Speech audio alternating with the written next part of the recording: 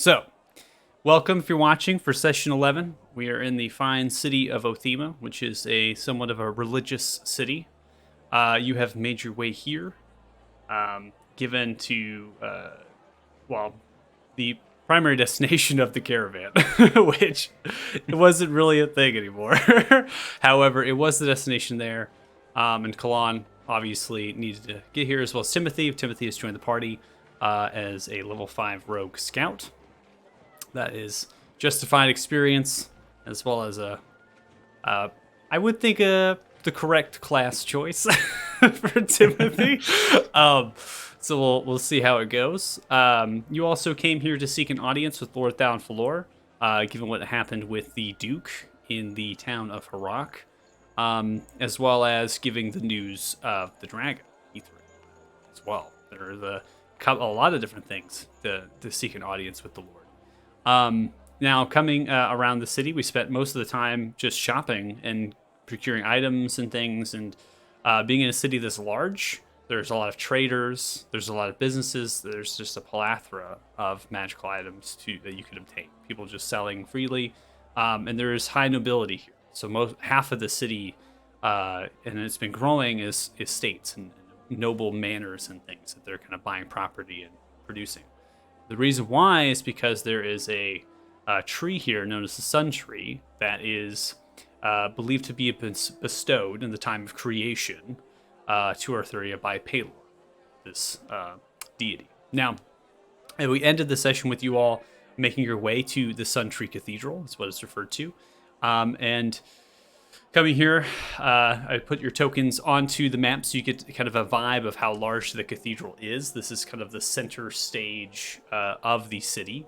It sits somewhat a little bit higher up than the city actual level, and then it's surrounded by an actual wall. So they protect it with an interior wall as well. Currently, there's nobody in here given the time of day besides a few people that are using the rooms to the left and to the right of you.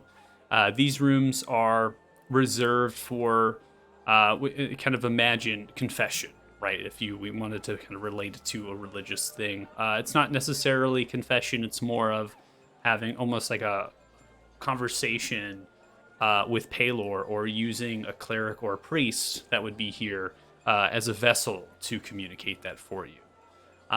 Now, there is one particular figure that kind of stands out, and I've put their token upon the board. They're staying behind an actual quite a large stone slab of white marble. It's just sitting there kind of at the center at the front of some different plush silk-covered chairs that you imagine if there was service, that there would be priests or clerics sitting in there. This figure themselves, I'll give a description of them. So you have that. Scroll all the way down here. Appears to be a thin and nimble human female. Light green eyes and a pale complexion. Hair is kind of white and flows out of the actual hood that's currently upon her head. It kind of flows. You imagine is at the length of it kind of goes to the mid-back. Seems relatively older. You're noticing on the face from this distance, you can even see the wrinkles still.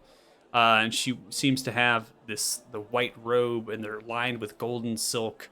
And there's like these celestial stitched runes, and which stands out against the other priests that are wearing the similar robing. But this one particularly has the runes, right? These celestial runes, and they're with the fine gold. And it kind of signifies her place as a head priestess. So this would be someone that would be kind of like an arch over encompassing. There is a large and massive amulet of Pelor, so a holy symbol that just kind of sits down from the neck on a golden chain, the center chest, and it's also like bejeweled, like jeweled in gemstones. There's actually precious stones that kind of go around it as well that help bounce some of the light. Now, inside of here, again, there's other people that are moving around. The person that I've described, she is currently reading through some sort of tome, right? Prayer book of some kind. It seems to be old. It's also going through different religious rites with incense burning upon the actual altar. There is different sorts of other artifacts that are kind of scattered that she seems to be kind of manipulating and moving around. Just kind of going through kind of a ritual of prayer, if you will. There are some other common folk that are not dressed in robes. They are tending to the tree, providing water, some of them trimming. I would kind of draw parallels to almost like a bonsai tree. That's how they're treating it. Very much artistically, like kind of going through and making sure things are pristine and there's not uh, things that are growing on it that shouldn't be. And they're making sure there's kind of a perfection to it. The tree, as well, it has a slight glow, which emanates light from its white bark.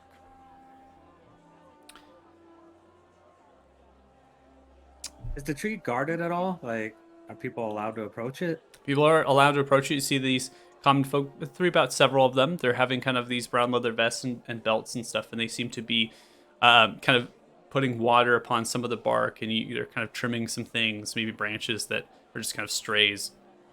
And it seems as though it's common to be able just to walk up to it. There's no paladins that are armed. There's no clerics that are armed. No one in here has weapons.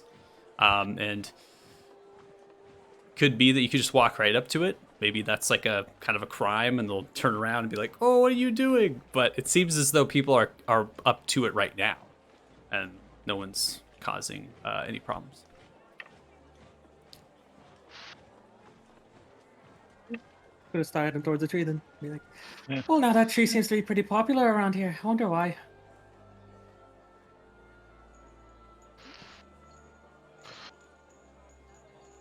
I'll follow. Check out the glowy tree. Cool tourist. The Shara is more interested. I mean, the Maestro is more interested in the High Priestess, it seems, and more specifically, the celestial runes inscribed upon her robe. Mm-hmm. Do they actually say anything, or they're just runes? You speak Celestial? Yes. Okay. So they are communicating a certain type of prayer, and it goes into the talking of the sun tree, and it almost describes Paylor touching this place with a fingertip, and the sweat kind of falling from the finger and dropping upon this place in earth, thereby giving the seed of the sun tree. And then as it removed its finger from the creation, the tree began to sprout. And there was people who praised Paylor at that time, even back then, and they seem to cultivate this tree to what it is now. But the Celestial, they don't describe them as humans. They describe them as a kind of a different typed race. And again, it's a lot of runes. So it's kind of this whole prayer kind of thing that you're reading as you just stare. Frox, as you approach the sun tree, this human doesn't seem to pay any attention as you kind of move by. It continues to go through rites, and as you more of you are kind of shifting and moving kind of up towards the upper levels, because you notice that this cathedral is stacked, right? It's staggered up. And the idea behind that is so that people can still view things, right, as they're sitting. So it's always that you're above or lower, and adds that kind of elevation to it. It's not too much of a difference. It's about 3 to 5 feet. So there's not much difference between the levels themselves. So you're making your way past. She kind of slowly turns around, stares at you, Frox. Just looks at you. You wave back. Okay. CJ's taking a seat, waiting for the tourist session to be over. Okay. No particular interest in the tree.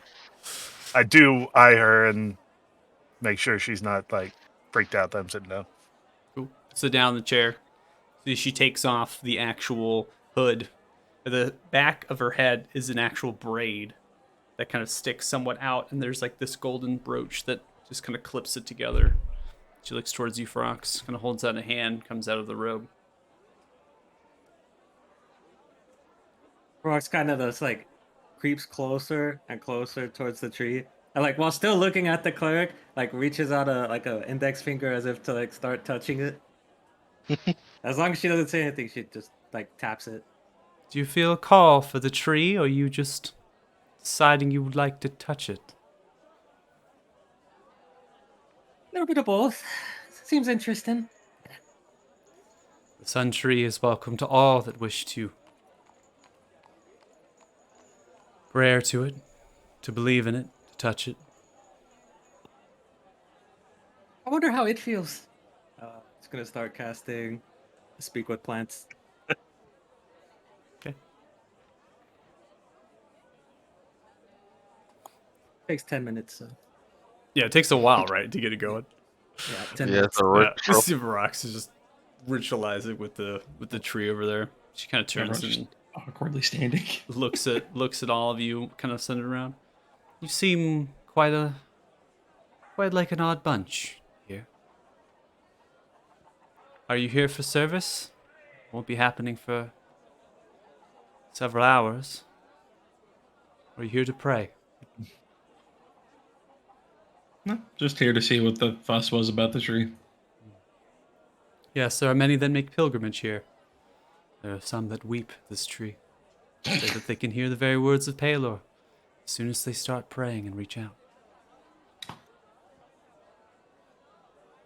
Connection Good to know. strong here. The divine magic, in particular Palor's light.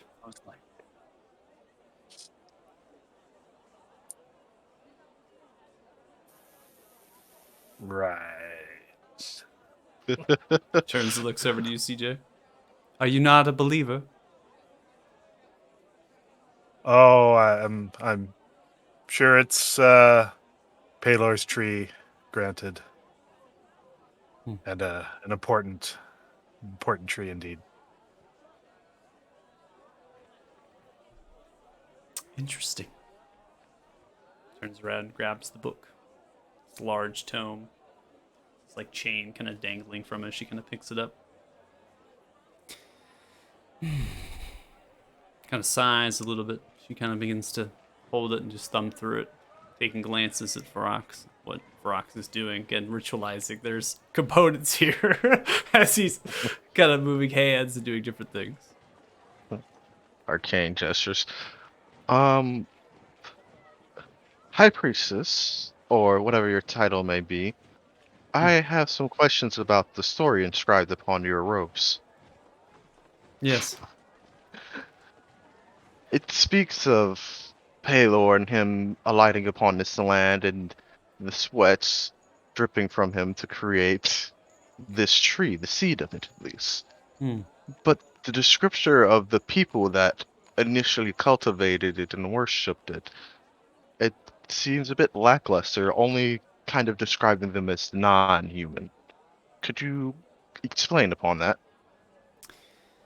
Well, it is said that during the time of creation, the deities influenced this world as well as many others with their abundance of magic and things and beings and all sorts of matters. Palor clearly had an intention for this, and these beings, they're not human, as far as the scripture tells us. They appear to be maybe celestials, pure creations of Palor sent to grow and cultivate the tree. At least that's what many of the books say. You can call me Hmm.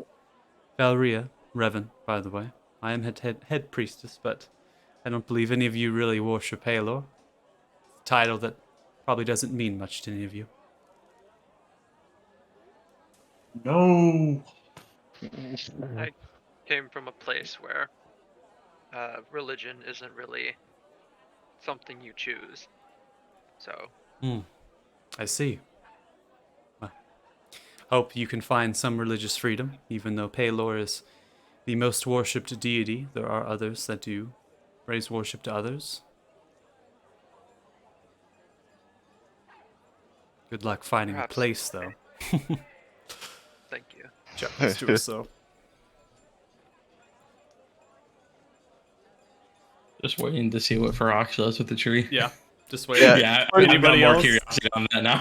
Anybody else? Like do- the only thing I'm gonna do is like continue to question the priestess, like what happened to these celestial beings? Where are they? Why did they depart from here once the tree had reached a certain level of maturity? Why are they not here anymore? So you're saying why aren't they here? Why aren't Yes. they here to help cultivate the tree?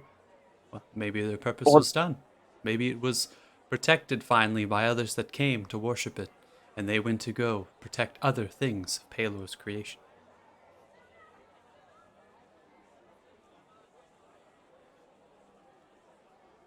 Is there other places than here that Palor has touched?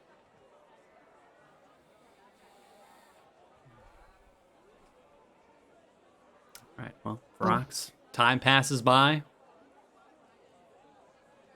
You feel as if your ritual is completed. Just goes, well, hello there, Mr. Santry. Seems like everyone here makes a big ado about you, but what do you think about them? Oh, hello.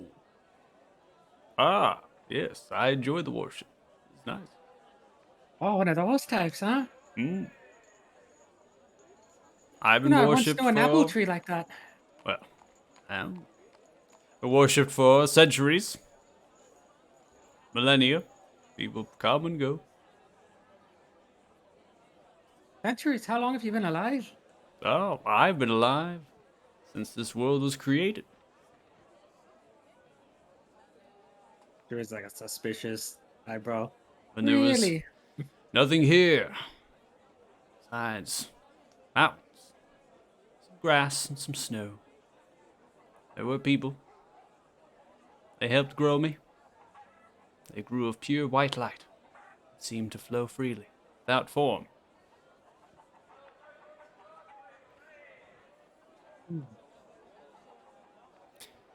Say, you've been around for a while. What's your take on all this dragon business? Oh, dragons, yes.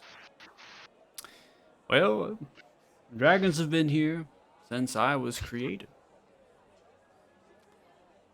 I don't know why. I've seen them fly over, pay no attention to me. They seem to change, though.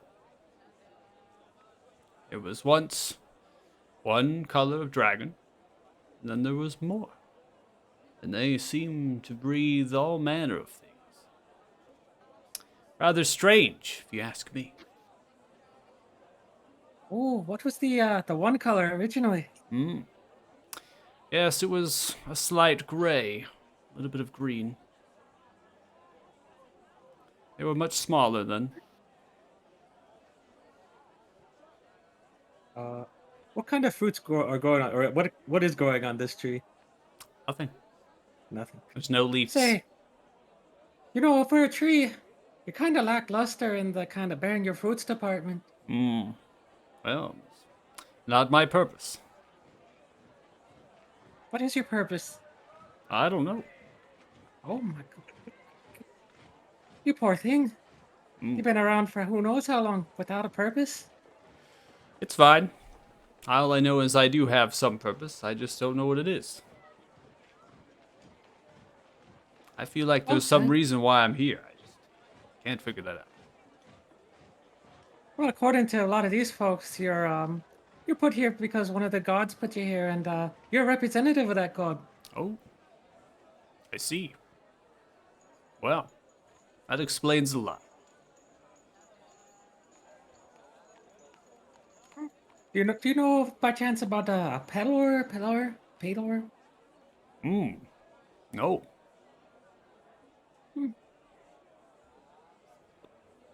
Well, gotta let me in on the secret sometime about how you came to exist for so long. Like, just looking down at the roots. How do you sustain yourself? You're Hmm. looking good for your age. Well, I have certain properties. Other Is trees it don't magic? have. Well, I don't know if it's magic or not. Could be magic. It Could was just magic, be me. you rascal. There's some who have drank my sap, and it cures their wounds. It restores their youth. Could I have some? Well, no, unless you need it. And it doesn't look Oh, like you need it. I might Seems need like it, you're quite healthy and young. but we're going to fight dragons. You're gonna fight dragons. Well, yes, we already fought one. Wow. Hmm. What the dragons do to you?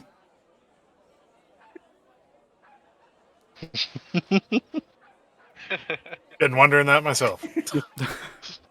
They kind of they crashed into a tavern that we really enjoyed the food at. I see. Arlo! Are you sure the tavern just wasn't? Are you sure the tavern just wasn't in the way of this dragon? Well, now if we go around using that logic, then whatever gets in the way of said dragon is just its fault, isn't it? Well, I mean, dragons have been here since as long as I've been here, as far as I'm concerned. They're the older ones. They have a right to be here. If you're here after them, you're just in their way. Yeah. So, when was the last time you gave up some of that sap? There was one. Long time ago. About 1900 years, I give or take. He's dying.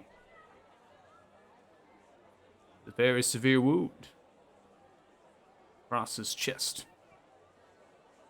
I healed him.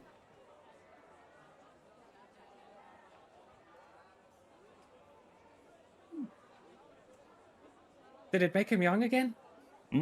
Did? That's fascinating. Indeed.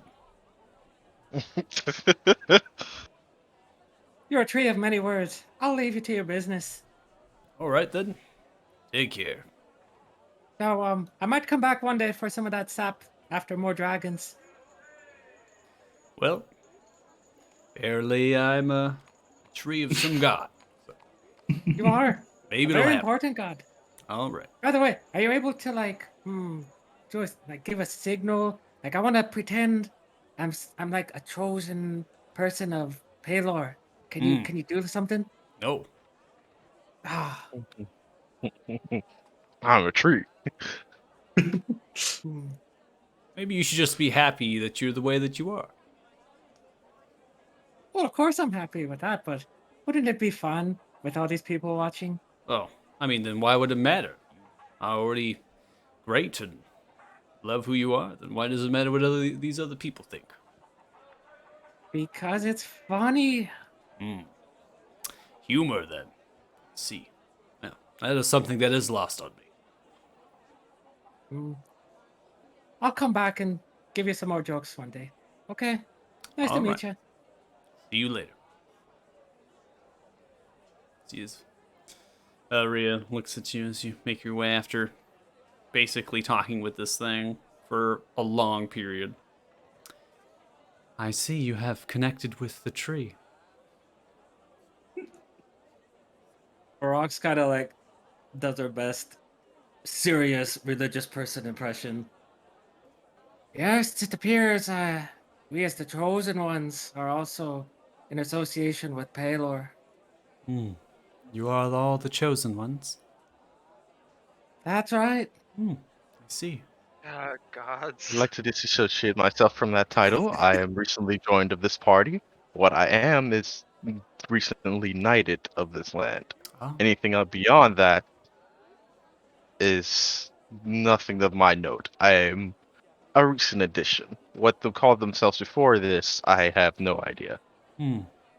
He's being humble. You see, last night he was just chosen to take on a performance. A true chosen one. I see. Well, you've met with Lord Thalon for lore, then, I imagine. Given you all yes, are the wonderful chosen guy. ones. Yeah. And you all are aware of what that means, aren't you? The weight of responsibility of being knighted of this land? Yes. No, the chosen ones. Not particularly. I'm sorry, but being called the chosen ones or a chosen one is lost upon me particularly. See. Well, perhaps we have some things to discuss.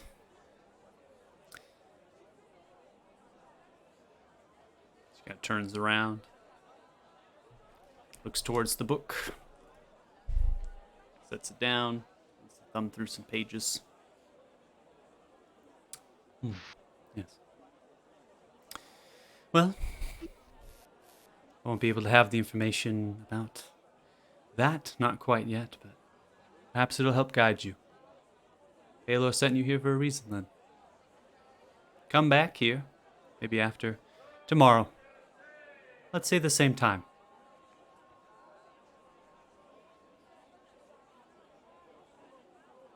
Maybe. Yeah, maybe. I don't know. I mean, Can if leave. nothing pops up, and a possibility. All right. Well, I hope you all enjoyed the tree. And Paylor bless you. Yes, Paylor bless you. And chosen ones, as you walk away. Dramatic turn. Do be careful. Yes.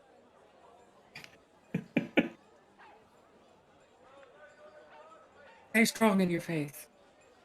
Caden, what are you doing the whole time? Just sitting in the pew? Yeah, just sitting quietly, really uncomfortable, sitting in the back, Yeah, watching. I'd imagine so. She goes back to doing her ritual, reading through the book, and praying.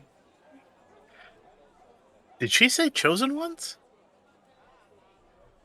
You did, because our Our kind friend neighbor here. Rox kind of outed us, though I said almost explicitly not to do that. And I mean, Yeah, because we hopefully always this- listen to you, right, Eka? Yeah, We that- should we talk all to her know that. it's par for the course, isn't about it? that later. That's interesting. Only a couple of people have mentioned chosen one, and sounded like she had some info. So, love to talk to her later. Hopefully it's a good thing. I know not what you all mean by this chosen Speaking- one thing. Speaking of that, Maestro, would you happen to have a gemstone of any kind on your person? Before I answer that question, let me retort with one of my own. Why me having some type of gemstone would be indicative of anything? We all have one. Yeah. And I'll pull out my amulet and Kyler's show. Kyler's over there once scared away a dragon. So we all seem to have some kind of gemstone that binds us together. And Ika will pull up like his mane under his, like, on the part of his tie, like the very top of it is like a silver gemstone. So the party's just kind of like showing me the gemstones. That's what I'm getting right now. Well, me and CJ CJ. for now. Mine's green.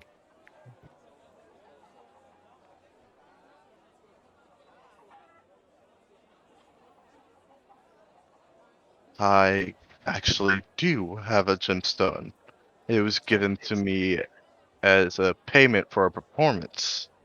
I could not find the individual who gave it to me afterwards. It actually spurred my travels. How's that? After receiving it, I felt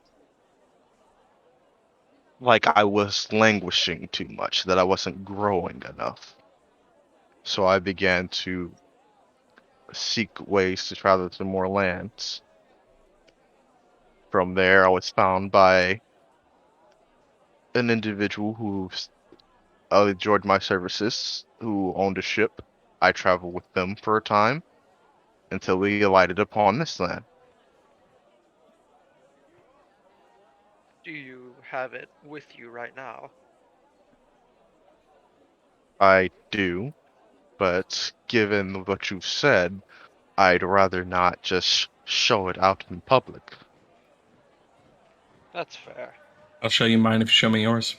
Saw that was coming. Kyler's Someone had to is- do it. It was taking too long. Kyler's is very interesting, if I'm honest.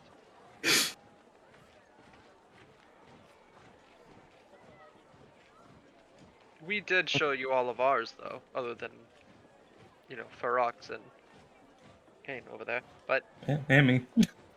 I did not say I would not be willing to. Just simply not where all eyes can see. perhaps after the dinner, then. You'll show us yours behind closed doors. Got it. Yes. I don't know what you're getting at. Mine's in plain sight. It's right here. She points to like a arm cuff. Not exactly hiding it. Important question is, does Timothy have one? He better. Oh, I don't have anything like that. No. No, I don't. Oh, we'll get you has one, buddy. Timothy has the Infinity Gauntlet for all the stones, and just like He it's- will be Thanos. We'll all fall in battle, and he'll show up and put all the stones in the gauntlet. Oh my God, Like- Timothy. fine, I'll do it I'll do it myself. myself. You all dragged me along, but secretly That's what- I was your enemy the whole time. Now that would be Right. a fantastic villain. Very I'm turn. here for it. Oh, Timothy does not have a stone. Timothy, right now, I went Yet. ahead, and as far as Timothy's items go, I've actually, because Timothy has gotten or had gold, the very stud leather armor, and they have a short sword and a short bow. So they do have equipment. And I also rolled Oh, man. I also rolled for stats as well. So Timothy got a full roll and everything. Damn. Oh yeah. Timothy's decked out. Hey, He's you, gonna have a you all very wanted painful Timothy death. along for the ride, okay? Can't have Yeah. Timothy die. Now, in all fairness, he did agree Five. to the contract. We offered No, it to him. you He contract. agreed. On that point, you offered to him, he was going to say no, but you shifted the timeline, so he said yes. Is the contract really That's like valid? Semantics. It's All a- semantics. Is the contract really valid if like you force him into it? I mean, is he really like agreeing for himself? Or are I you all made him an telling- offer he can't refuse. Yeah, it depends so, on what you the know, law it's- is, if there are any lawyers in the land, you know. It's true. This kid Timothy, can Yeah. you afford that, Timothy? well, yeah. And it's Timothy, I'd the like to words see you in the most court of one Palor. word in the tree. So yeah, Timothy. So Timothy is a rogue scout. So Timothy does have access to thieves' tools. He's also proficient in brewer's supplies because that's based on Sweet. Timothy's backstory that I had pre-wrote for Timothy. It's just like a couple sentences backstory for Timothy. The He Timothy was- special. Yeah, he's a brewer. That was that's kind of what he does. So, anyways, his background is minor. Which is Minor. He's a minor. So, anyways, I won't probably put down Timothy's token unless we get into like combat scenarios or if like we're gonna be in the area for quite a while. So, we finished up the conversation obviously here at the cathedral. An hour passes by. It's like 11 a.m. You know that your clothes that you're having tailor made are going to be provided to you at the Stormy Inn. So you're staying there. They will actually be dropped off, probably with Strella. At some point, you know that this dinner is happening tonight. Kind of a feast almost in your honor, in a way. Probably not sure what to expect, given kind of what you've experienced has been kind of rushed so far. I do want to also say that the keep itself, I mean, you went into the hall, that kind of that grand, great hall. That is also kind of the feeling of the rest of the keep. It's very modest, right? So the clothes that you're getting are going to be like fine, exquisite. You went into that tailor shop, you saw the mannequins. And so you're having this idea of coming into this, who's really going to be there, right? Maybe the person you just spoke to is going to be there, the head priestess. So at this point, we can go around the city more if people want to do some things, if there's anything that people you all want to get done, or we can go ahead and advance the time to this dinner, unless, like I said, there's some stuff you want to do. So I'm going to go ahead and activate the city map now. Ping the stream view, so it should swap it over. This is where Kylo Man was, right? Like Kylo Ren looking dude. Yeah, so the Commoners Guild, the information that you all received, I think courtesy of Kane primarily, going invisible and kind of investigating, that person was kind of a lesser to the dad of the daughter who works at the tavern. And you want to go see your friend at the Commoners Guild? Nah, I'm good. I jest. I'm okay with passing time if you guys want to. Yep. Yeah. I don't have anything I plan on doing, so I got nothing else to do. So. Yeah. Nah, I got everything I need for now. Okay. I have enough Alright. money to start grabbing supplies, so yeah. We did a Frox. pretty large shopping day the other session, so I don't want to try to like go into that realm in case. Oh, no. It was just like, maybe I want to start crafting stuff. I was looking at the crafting guide this entire time. Okay. Actually, I was wondering if I could shop for another 3 hours. That'd be great. If there's anything that you are looking for, we can always retcon it at that point because we can just say that through the day here while we're waiting. You can Totally joking. retcon. It's shopping days, man. Well, they happen every now and then. Okay. That's good. Yeah. I feel good. Okay, I think we all got our stuff. Yeah. The only thing I really like going through, like right now, I'm not doing anything else. The only thing that I would care about for my character is like, I wonder if they still have enough of that dragon hide for me to make something out of it. Because they showed all the other items to the, Darren for all. Mhm. And like, my character has proficiency with basically every type of smithing tool, so maybe he can make something with that if they have enough of it. But that's something for later. Okay. I want all Beskar gear, please. Get me the ore, and I might be able to make You it. have to just ask sometimes. You never know. But yeah, I'm cool. Just passing time. I'll play for rocks, Yeah. rock paper scissors for like 5 hours. Hell yeah. That's- So, just the thing. Just Rock, Yeah, paper, I mean, scissors. a make rock sure paper we're scissors just- tournament. maintenance on Ishtar. Okay. So as the day passes by, as you all find something new, obviously you head back to the Stormy Inn. You retrieve your clothes. So at this stage, I'm just going to start dragging into your inventories as far as the clothes. They are just labeled as fine clothes, just kind of giving you an item within your actual inventory that represents that. They are themselves tailor-made, so they are exactly what you all wanted in your requests with what you wanted to wear. So, if you're looking to have armor on underneath these clothes, let's see if so if you want armor underneath these clothes, right, they tailored that to go over it. There was a cape that was mentioned at that time. Yeah. Right. My communist cape. So you got that going.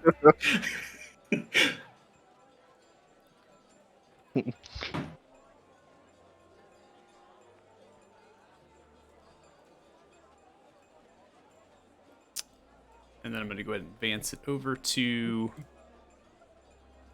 the dining hall after I give a little bit of a brief thing. So as you get dressed at the inn, you get down into your clothes. Is anybody taking their armor or their weapons or anything? Yeah, Oh, yeah. always. Full, Okay. full crowd. Hey. Okay. All right. So, yeah. Okay. Okay. Makes sense. The Bane of Berrythin is a decorative sword. It's a decorative sword. I like it. I feel like nobles carry daggers just in case. I mean, So you get to the interior gate. You make your way through the city, back through kind of the noblest district. You see different wagons have now kind of stacked up, given to the time, roughly about 5 p.m. now. It's there.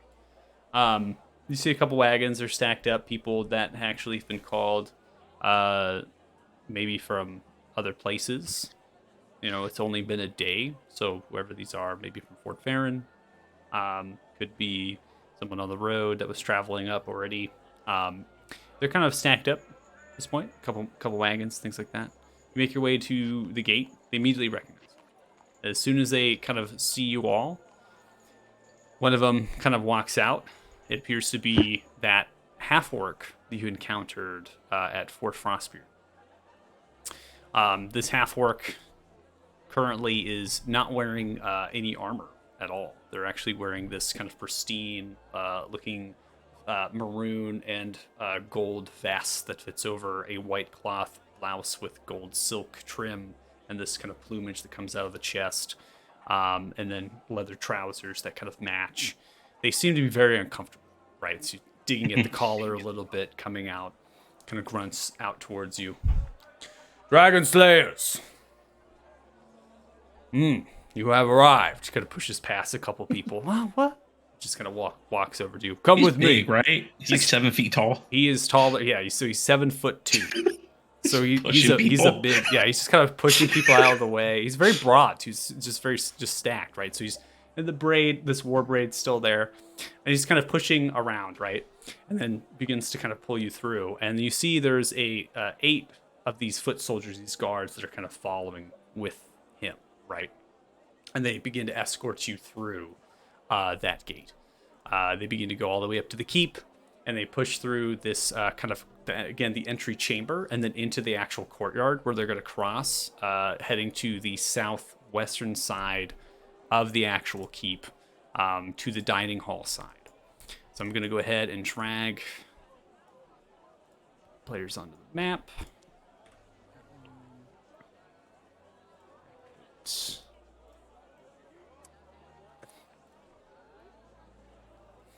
As soon as you come into the courtyard, many of the different soldiers and things, they disperse, right? And they begin to kind of funnel out to different doorways and things as they're kind of securing down the courtyard. So it's definitely evident that there's something happening where they're kind of trying to lock everything down, and then whoever's coming in is just being kind of funneled to this area on the south western side.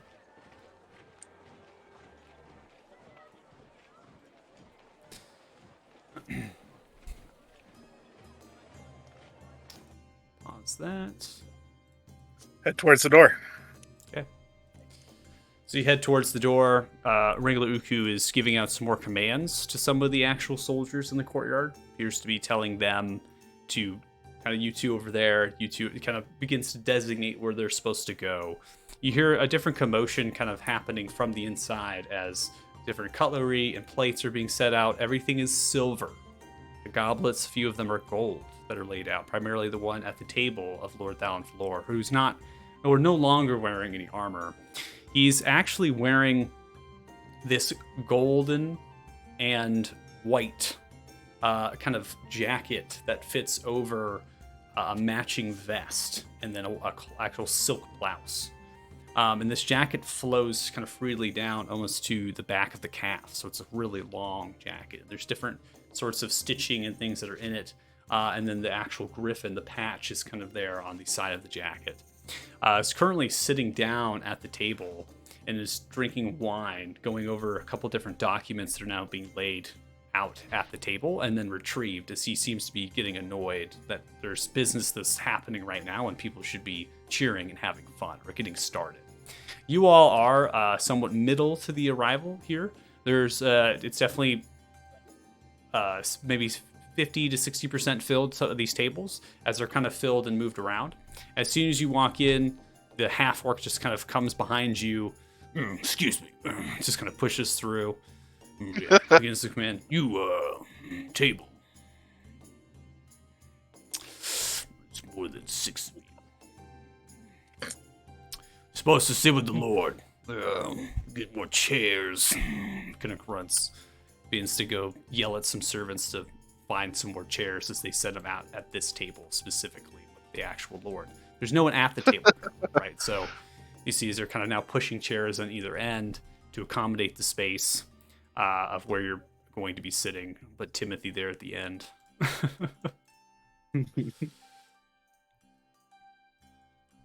Oops. So it's very modest when you come in here. These black marbled pillars protrude up to support kind of a much lower ceiling height than the Grand Hall. It definitely feels like there might be a floor above, as the ceiling height's about 22, 25 feet. There's different chandeliers that are hanging down of crystal with sorts of golden accents. There's this kind of black tiling. These wooden tables, again, they're finely crafted, but seem rather common, right? The cutlery itself is silver or gold, so that seems very special. There's definitely banner people positioned with different sorts of spears with the flags dangling down. Some of them actually just have horns or trumpets. If you're looking to get into the chairs, it's just shift drag. You can actually hold down shift and then it unlocks your token from the snap. So if you ever want to figure out how to do that. Doesn't have to be, it doesn't have to be particular if you don't want it to. It's not really a big deal. Obviously, it's just Like roleplay. uncomfortably close to him. It's just roleplay. It's just roleplay at this point, right? Yeah. You have a kitchen with a variety of smells coming from the bottom left of the dining hall. And again, the dining hall wraps around. So this is kind of the center, and it wraps around to the south. You see there's many different servants that are cutting and preparing food and cooking.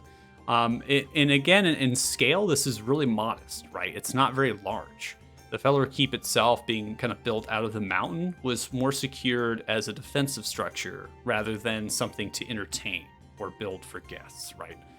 So that's what you're getting the understanding of as you come in here, that this is a very defensible area, right? There's a wash station that's at the top right for different dishes or even washing your hands and things as far as it being set out. It's kind of a communal thing. There's wine, ale. At the bottom left, rotate tokens the scroll wheel. Or you can hold down shift and then hit DASW, and that's going to like snap 90. And then bathroom over here. So as you sit down, Ringleader Q is still giving out orders. He's kind of walking around. You see Lord Thalfalor has a paper that someone has just handed down. He takes it, just crumples it up, and he just puts it back into the chest of the servant behind. No more business. We're done with that now. He stands up as soon as you make your way to the table, holds out the goblet. Dragon Slayers, you have made it. My most humble esteemed guests.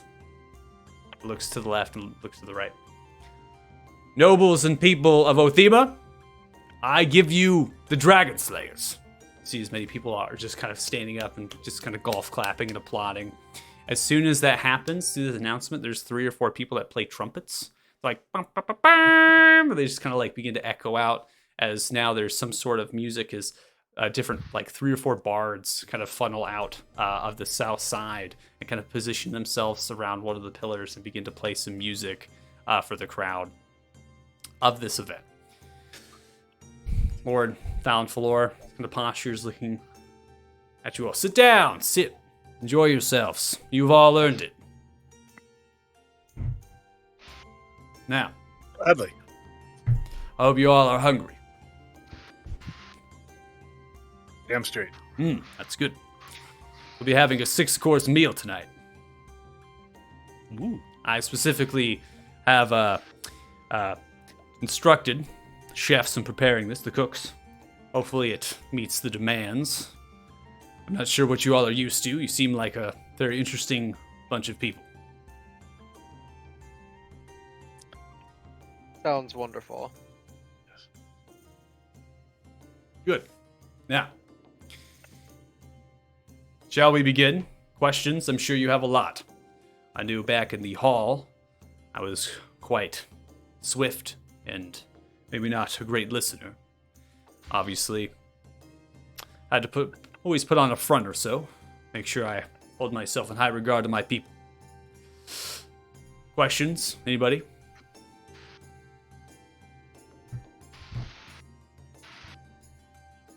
How long have you been a lord here?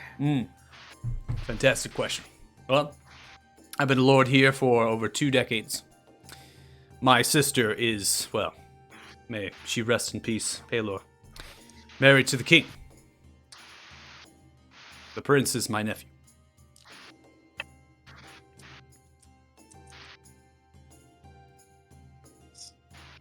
Has it been a relatively peaceful time these last few decades? It has been relatively peaceful. We have done much of the way of preparations after I just took over. There was some things as far as negotiating property and different other sorts of things. We've prospered. We've sent patrols into Ismar, which is a very nomadic area, ruled by dwarfs, to be quite honest with you, rather than the Kingdom of Arthuria. And patrols have been okay. There's orc raids that happen from time to time, and unfortunately with the business that's happened to the south, started 8 years ago, haven't been able to do much in the way of protecting those people. It's like they have to fend for themselves at this point. Of course, we've secured the Frosthorn, done well with maintaining and building up the road to Harak. It used to be literally just a path. To be quite honest with you. But things have been okay.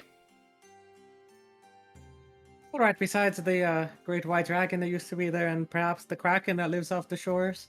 Kraken. Mm-hmm. Off the shores of... Frostthorn Pass. So the shores of the bay. Okay. Forgotten Yeah. Sea. I see. Yes. Interesting for a That's where our kraken. journey started. I've never had any reports of a kraken. It's news to me. Now, as far as the dragon goes, the dragon used to pay no attention, no heed, used to fly around the northern Frosthorns and hunt. It was actually quite small in comparison to how large it got. But never really knew dragons could grow that fast. It was a big surprise. How long had it been? Well, like I said, I was positioned here as Lord 2 decades ago. As far as its size, give or take maybe 40 feet long. Used to hunt up in the northern mountains and, again, kept to itself, whatever territory that it maintained. And again, I'm not unfamiliar to the history of Arthuria. I'm not going to say that I took over this position hoping to dominate everything. I was strictly put here to safeguard the Sun Tree. I've spoken to it many times, reached out to Paylord, and I'm a true believer. Is my You oath. too have spoken to the tree as well. You have. Did I have much to say to you? I didn't really have much of a sense of humor. Well, I would hope not. For me, it was quite wise. My oath of safeguarding the tree and gave me wisdom and a lot of advice, I would say. Peace. I was a soldier, paladin, fought a few different conflicts into the south. And now, given the age of 62, nearing my retirement, I would say. Kept me quite humble. Now, the dragon, anyways, like I said, the war broke out 80 years ago, and that dragon started flying over the valley. Again, twice its size, it grew. I never knew dragons could grow like that. Interesting. You don't That's look something a day over 25. Thank you. Great. Beautiful skin. Yes, well, after being here with the Sun Tree over some time and praying with it every day, I've... Seems to keep me young. Indeed. As we begin to have a conversation, the first course is delivered. Seems to be kind of a soup and bread course. It's kind of laid out, different sorts of artisanal breads, as well as decorative attire that along with it within silver platters are laid down. And then kind of these bowls of soup are kind of set down, well, the bowls themselves, and then someone's actually ladling it out in front of you. And then everything's kind of prepared for you. So there's not really any grabbing that's happening. They're kind of like cutting it for you and setting it down on different plates that are there. They're not asking if you want it or not. They're just giving it to you as you do. There is pictures of wine, there's pictures of ale, and there's pictures of water. And those themselves, you see his lord is requesting a refill, right? It's like, more wine, right? And that's kind of happening. So if you need a more, need drink or whatever, you just request it. It's not normal to take the pitcher and pour it yourself, unless it's something you'd like to do. That's not something that everyone else is doing. There are two notable figures here in the room as you scan about having this conversation with Lord Thalflor that are very familiar to you. Appears to be to the south. There are two figures that are there of the Commoners Guild. They've been invited to this event. They seem to be at a table with 4 other figures that are similarly dressed in these to the older person, which are these kind of maroon robes with a little bit of red tapestry to them. Seem to be very scholarly in appearance. Now, as the conversation, the first course is delivered, you immediately recognize that if you look as you scan to that scan, all the tables are filled. There's just no room in any of them, right? Everyone's talking. There's a lot of chatter happening. You see Wrangler is not sitting down, seems to be moving back and forth. Many of them soldiers making sure things are secured and locked down. It's Lord Thalflor takes the spoon, begins to sip the soup, a little bit of bread. Oh, Mr. Dallin Fuller, you wouldn't happen to have Port Wizard in your employ now, would you? No, I do not. Hmm. I do have a magistrate. Not someone of very much arcane power. Not really my fancy, anyways. More of a scholarly type. Strayed to Melandar. At the Library of England, I believe. Has several different colleges associated with it. Why do you ask? Hmm. Well, I'm kind of heard of a famous guy. Kind of went by the name of what was it? Magello. Magello. Magello. That would be head magistrate Magello. To the very King Reldor Telthar.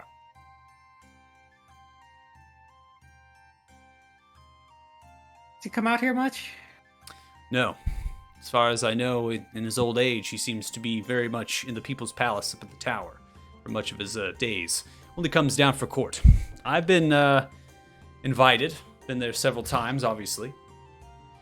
I try to make some appearances, again, emissaries, and with the war 8 years ago started, I had to be up here most of the time. I have seen him. Seems to be frail. Oh. People tell me he's quite powerful. And to be precise, do you know if he still stays in Boulder? I would imagine so.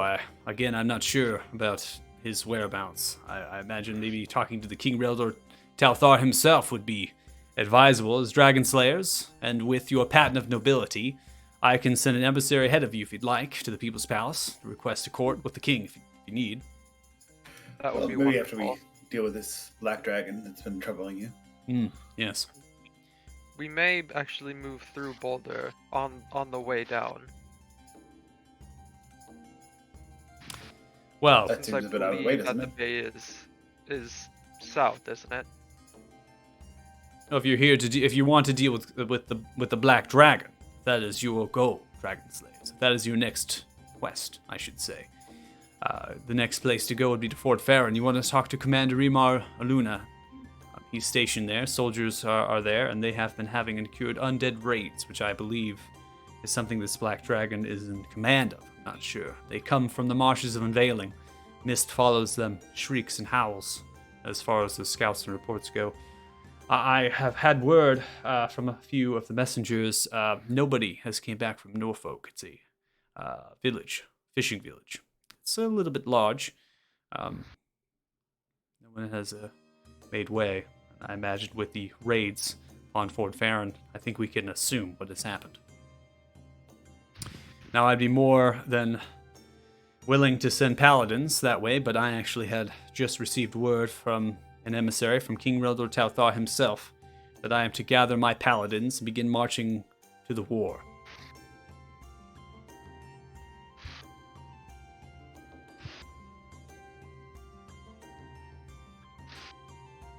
Well, my lord, we already agreed to, I think, kind of like the party for consensus that this is something that we need to address.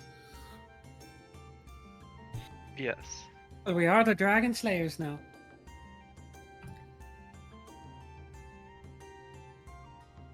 So, any advice or help that you could offer would be fantastic, but I think we'll be heading in that direction soon. Advice that I can offer? Well,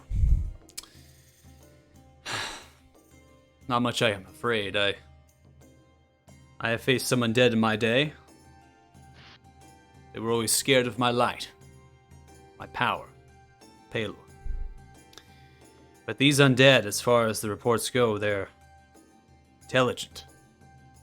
Not themselves, but there's something that commands them. Not the dragon. Something on horseback. Armored figure of some kind. With magic. The walls of Fort Farron have held. Now, Fort Farron does not have very strong or fordable defenses. It's only tasked to maintain the crossroads. And with the small wood that's right there, well, it's difficult to see them coming.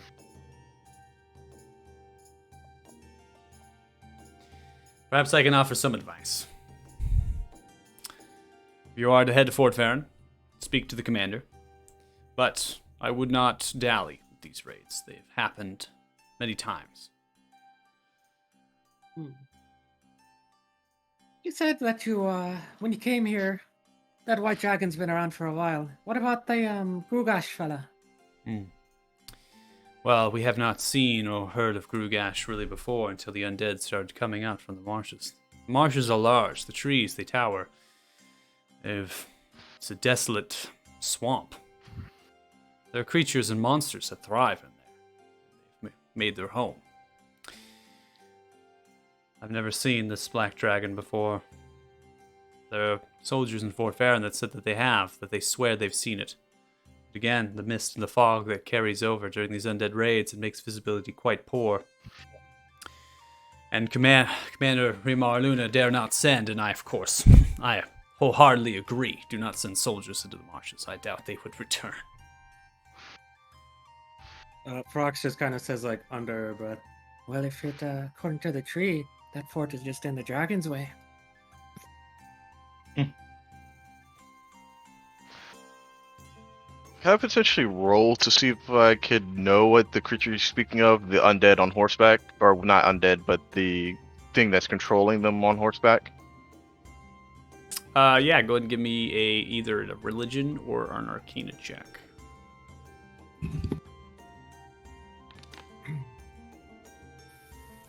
$19. So he's describing this figure on horseback. There is a very poor description, right? So this is kind of the Lord Thalfalor is getting information from a person, right? So it's almost like the phone game, right? So the description, as far as he's describing, is that the horse itself is not a common horse. It seems to have glowing eyes, mane fire. That is the most telling thing of what you're hearing in your mind. With that arcana check of 19, it really does strike out that the horse itself has been imbued with some magic of some kind, where the creature is naturally magic, right? It's a naturally magical creature, but a creature such as that is not common to this plane. Now, the figure that's described, you couldn't place. Okay. So the horse itself is not naturally from this plane, but the rider, nothing about. Yeah, I mean, obviously the crude plate armor that is being described with these very notable kind of metallic horns that come out of the helm, it's humanoid, right? That's kind of what it's resembling as a humanoid by the outside appearance, but it's fully covered in armor. So there's not any visible scope. And then, of course, they're trying to perceive this through mist. So if they wanted to maintain any sort of other perceptions, it'd be very difficult. Understood.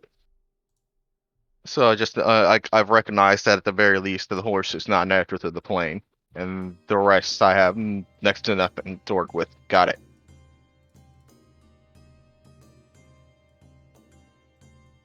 All right. As you all are continuing your conversation, time passes by. Second course is delivered, which is kind of a seasonal kind of salad with different vegetables. And the third course is provided, which appears to be some sort of meat course. It's a roasted pork, some sort of cherry glaze, apple, onion. So these courses are continuing to come out quite quickly. In fact, you might not be able to finish the food as it's set out in front of you. Maybe 10 minutes later, it's taken away, right? And you notice Lord Downfloor is not finishing it, right? It's almost like he's tasting it at this point, right? Rather than actually eating it. Seems rather wasteful. The Lord... I'm doing my best to scarf that down. Yeah. I mean, nah, I'm not gonna do that. He wouldn't. Yeah, just do the same, like slightly list the match just enough to eat some of it, but not like really dig in. I clean the plate each meal before they're able to take it away from me. Like as they're taking the plate away, I'm eating off the plate as they're taking it away. I'm digging in as respectfully as possible to not like disturb anyone and be weird. Okay. Doing my best. So as the courses continue, you get to the last course, which is dessert. Seems to be some sort of cheesecake that's been provided with kind of a berry kind of sauce that's over it. And after that, there is coffee provided as well, which is extremely rare. Something that's just not done. Definitely a fine sign of nobility that's there. Now, after food is finished, Lord Downfalor has easily gone through maybe 3/4 of a bottle of wine. Seems to be getting slightly drunk, and many of the people are cheering and having fun. When dinner is ended, there are some people that have now taken leave. 2 of the figures at the below that you're familiar with, they also leave. They kind of begin to walk outwards. I'm going to have everyone roll perceptions.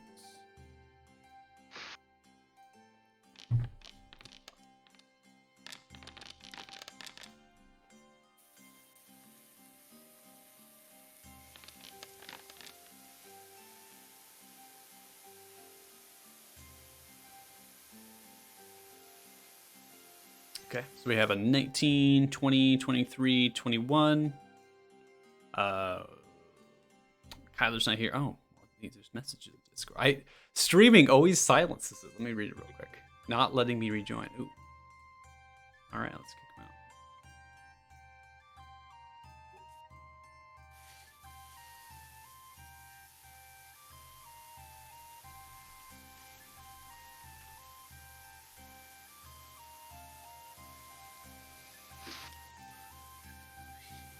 Interesting. So 7:59, not letting me rejoin. Streaming always silences my Discord, so I didn't catch it in time. But he's not here on Discord, so maybe internet crashed out. Let's see. So, perception rolls 21, 23, 20, 19. So it's obviously very high perception, even with all the crowd that's moving and the people that are kind of funneling through. You notice that the younger Christoph, just kind of like stomps before rounding the corner over here, breaking line of sight, and just stares at you all for like a good solid 5 seconds. And then as he's finished staring, he just kind of turns and looks away and continues to walk. Like he's trying to figure out what's going on, or he's like jealous, or Like, yeah, I was Go gonna ahead and ask the same thing. roll insight.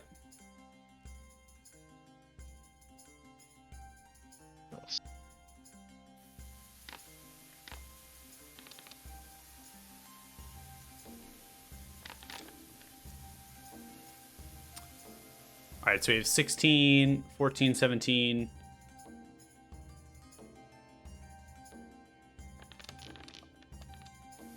And 11. So getting the insight, you're again at this distance, you're trying to gauge what exactly is going on. Ferox, just high enough. You're almost getting a tinge of investigation. He's trying to figure out why you all are sitting at the table with Lord Down. And it might have been happening more, right? But again, the crowd and the movement, you're all talking with the Lord Downfalor. He might have been sitting over there and just scanning you out the whole time. But now it's very noticeable that he's doing it, right? Very intentionally looking at all for that 5 seconds. For the rest of you, insight just appears to be checking you out and like, oh, look, it's my friends from the tavern.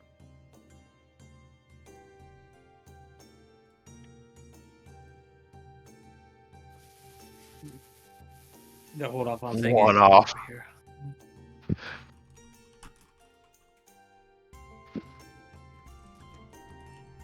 Where is that dude? I think you pinged it, but I missed the ping. Yeah, so he just rounded the corner there.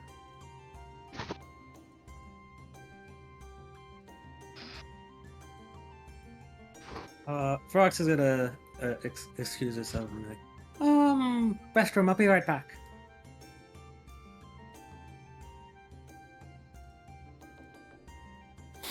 So as you are kind of opening the door outwards and you kind of step outwards, you see the crowd obviously beginning to kind of funnel almost in a line. And you see, as you begin to scurry out, are you stealthing through there? Nope. No, just kind of walking out? Yep. You see as the older gentleman pulls at the kind of the shoulder, kind of yanks out of the line of people that are walking at the courtyard.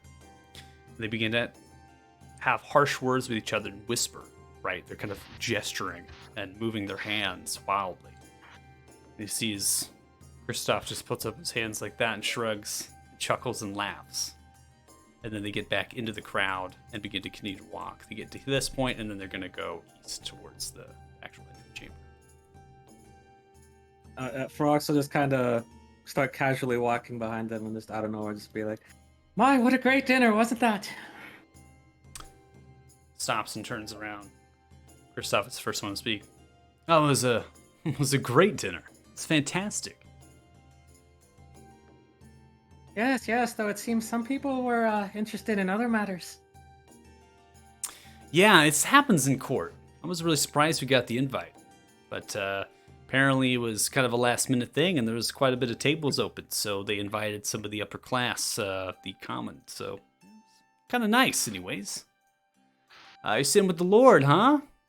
Why is that? Oh, I mean, haven't you heard? We've been officially knighted. You've been knighted? Wow, that's Mhm. impressive. Awesome. Good for you. DM, I don't remember the older gentleman's name, but this is the father of the person that Kristoff was secretly dating, right? Yes. I believe I gave you the information from your investigation, Mm-hmm. but I don't think anybody else knows the name. Right. So Kane would remember his name. I, as a player, do not. Yeah. So Kane, while this, because I can see this conversation based on my character's Mhm. line of sight. Yeah. I would like to cast Sending to the older gentleman and let him know, hey, Kristoff is dating your daughter in the middle of this conversation. Okay. So his name for you is Freemar. So you know that. Freemar, So you're yeah. sending right there. So as soon as you send this spell out, there is some sort of force that opposes it.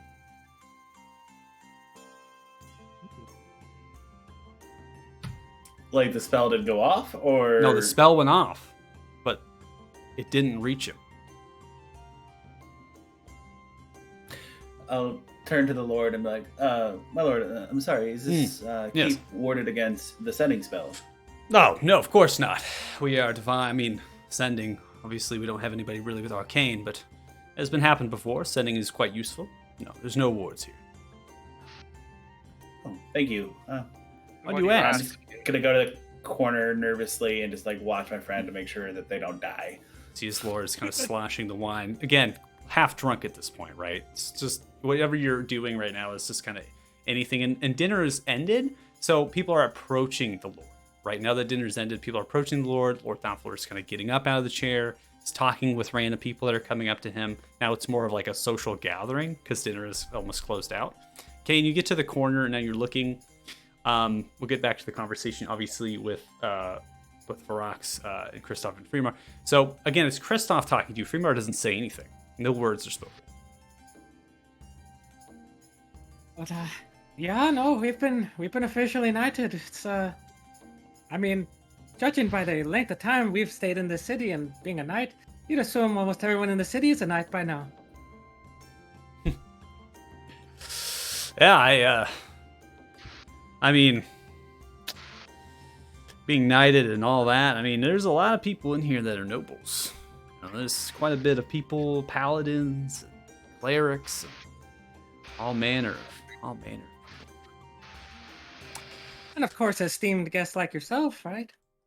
Walks up to you, puts his hand on your shoulder, stares at you.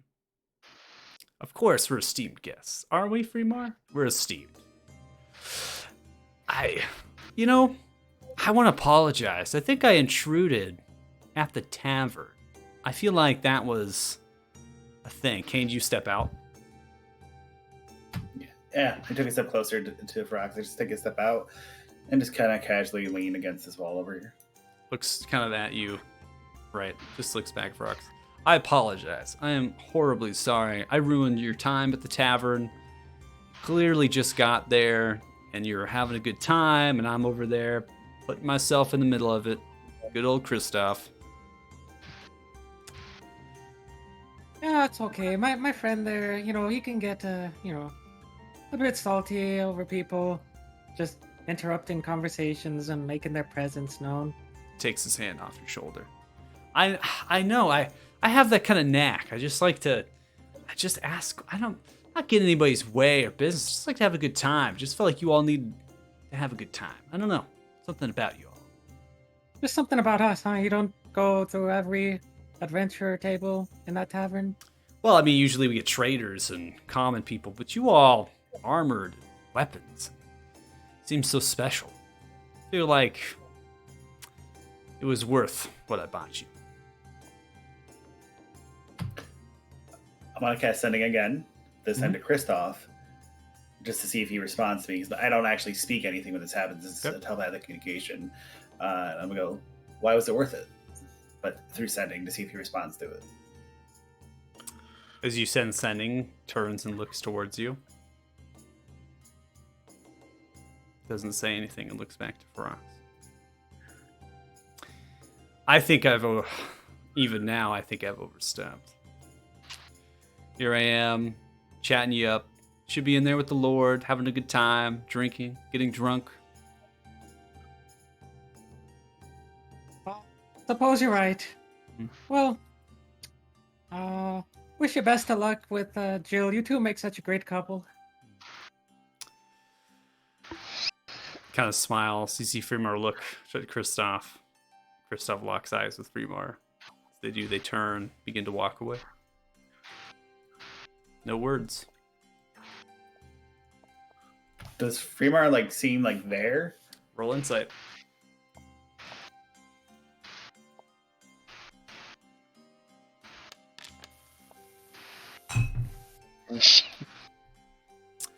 He seems there. He seems aware of the information that was provided. With the 12, not surprised by it. Right. Feel like you might have already had suspicions of it. Before we go back in, I'll kind of nudge Farax and Mills. I'm not sure what's going on, but Fremar was warded against my sending spell, and Kristoff was not, but he didn't acknowledge it. He knew that I did it, looked at me, but didn't respond back. So it's interesting. I've never known anybody to be warded against such things unless they... Something's curious about those two, you know. Despite that, Kristoff's fella really seemed like he was interested in what we were doing. Well, that's twice in less than 24 hours.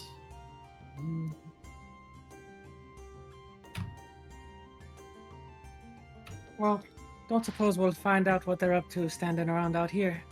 No? I'll head back.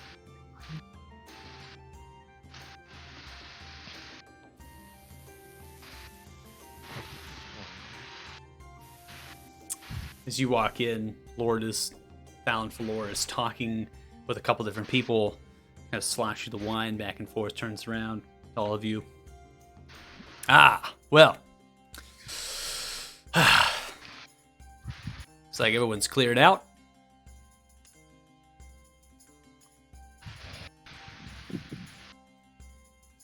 Tickles the nose a little bit.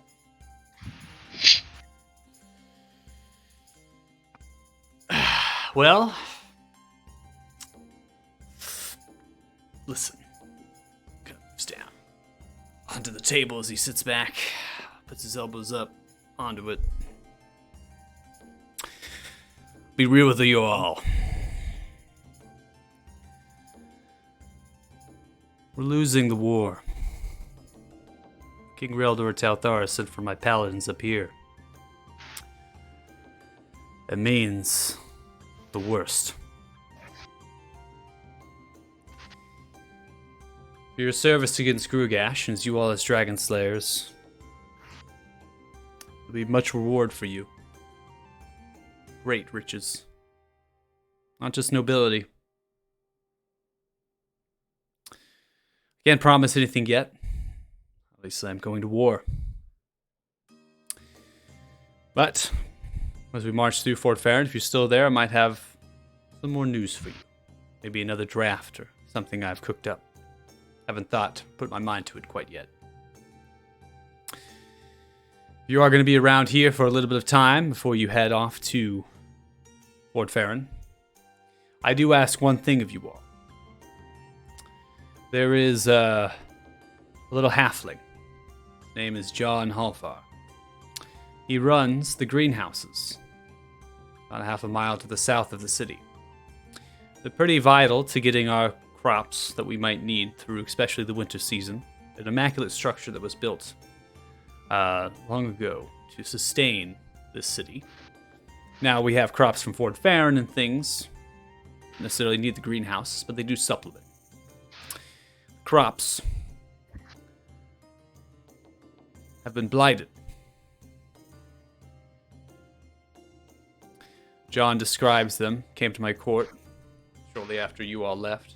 Described them as being decayed, blackened. Some of them crumpled to ash between his fingers.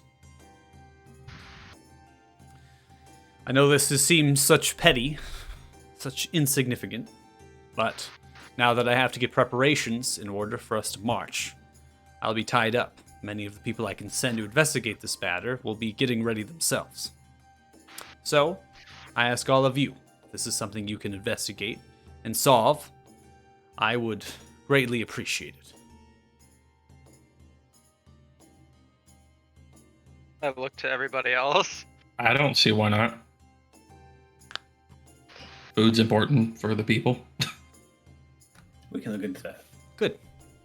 Good. Have you all have you talking to Commander Ringlar before? Big bastard over there. Yes. Yes, I'll send for him. He kind of stands up. Commander Ringlar yells across as he's talking. Kind of begins to move over. As he does, he kind of hulks over. He has a large ale horn now of stiff ale. He gets just pouring it over himself a little bit, drinking it, getting rightly drunk. As he stares upon the table. Yes, my lord. He kneels down, picks himself back up. This is Commander Wrangler Uku. These are the Dragon Slayers. He begins to look. Oh yes, Wrangler here. When we went to collect our reward, so graciously threw our satchel of gold down on the floor, expecting us to just pick it up.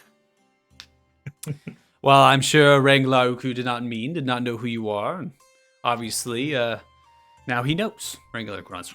That you do, don't you, Wrangler? I met them at the gate. Fort Frostbeard, and then I met them at the gate of your keep, my lord. They didn't want to challenge me. It would be a fight that I wished happened, but that's fine. Now that I know that they're dragon slayers, perhaps that corrects whatever indecisions. Takes the ale and begins to slosh it back again. My commander here obviously is short in words, and getting drunk helps. It's quite difficult to get along with sometimes. But I brought my commander over here not only to meet you, but to talk to you about the disappearances that have happened in this city. Again, another matter that I cannot handle anymore, and the commander has unfortunately been unable to solve for over 2 months. Sheesh. Commander kind of growls. Commander Wrangler, if you could perhaps disclose information that you have. Yes. Well, Dragon Slayers, and I know who you are. Perhaps I don't need to fight you to give you this information or not. I don't know what other things you could help me with. But the latest person that's gone and disappeared, his name is Randall Gurn. He's a lesser noble, just purchased property not long ago, 3 weeks. Moved into a small house off of an estate. Picks his teeth a little bit, kind of flicks it off. We've investigated the house. We found no signs of a break-in, no signs of a struggle. No windows broken, doors still locked, chests still sealed.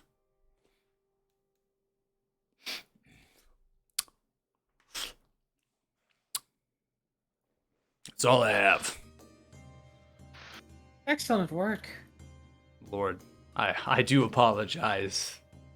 Wrangler, I really wish. But given what you've experienced, maybe it makes sense.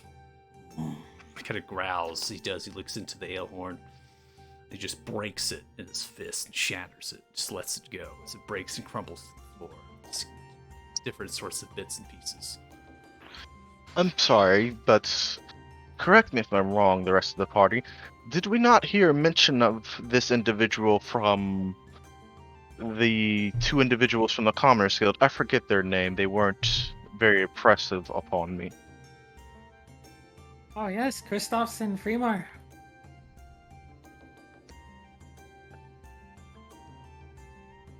Speaking of which, Lord Dallin, how long has that Commoners Guild been around?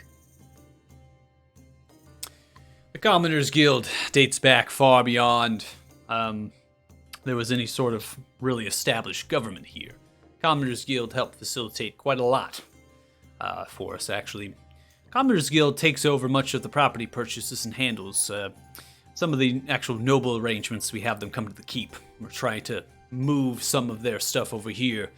But the Commoners Guild is pretty segmented. They handle a lot of property, even Harrock, Frosthorn, and Fort Farron and around. They keep the books. Much of their business and deeds are done there. The Commoners Guild also will help, if you want to construct something and you need a permit. They have all of that information. Again, we're trying to bring it over here, but it's difficult to get rid of traditions, especially in a city like this, so religious. And we do respect our common folk here. We respect all that, the traders and the drift, of course. And, yes, property has been purchased by many nobles to build estates here. Obviously, they want to live next to the sun tree. Who blames them? I don't. And how long has Fremar been running it, along with Kristoff's? Yes, well, Fremar, if I recall, begins to thumb through, begins to kind of put his finger up like this. He's tacking, looking through the time. There seems to be some sort of a little bit of, not fear, but caution, overcomes his face a little bit. You don't need to roll, an insight check for that. He immediately, again, tapping, recalling, I think Fremar, maybe 5 years ago, took over. Seems to be someone that's well-educated, comes from Melandar. I believe he actually was a magistrate in Mirren, which is a palace that holds the council for Melandar.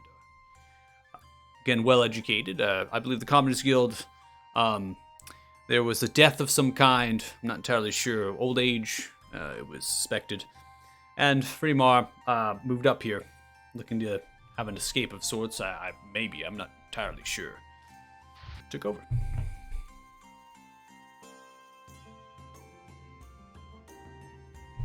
You appear to be a little hesitant when talking about this man. Yes, well, Fremar has pushed many times, so we've had court to pull more of the duties that we're trying to bring over from the Commoners Guild. He wants to maintain that. He's well-spoken. Someone that's very intelligent. Seems to be great plans. Many of the officials that I have in supporting my court see his eye in some things.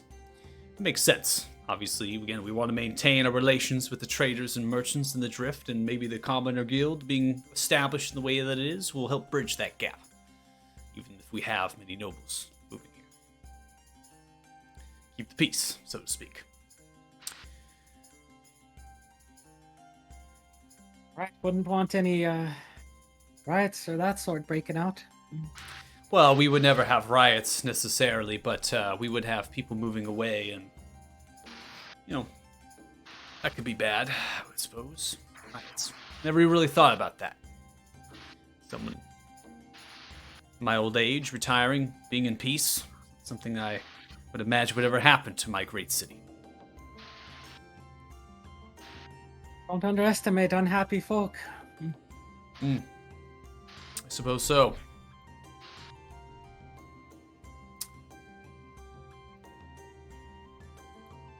These Wranglars just sting, fuming. Kneels down. Lord, is that all? Yes, Commander, that is all. Please make sure the guests are able to exit freely and lessen up the security around here. It's not like anything's gonna happen. Yes, my lord. Stands up, walks away.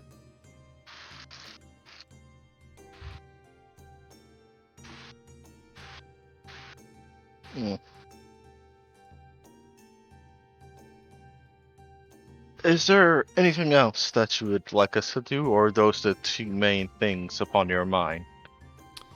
Well, those are the two things that are of critical importance, I would imagine. I mean, disappearance in a city stirs fear. And now that it's been going on for 2 months, we've had over 36 disappearances. Many traders, folk that are just traveling and adventuring here. Not necessarily people that live here.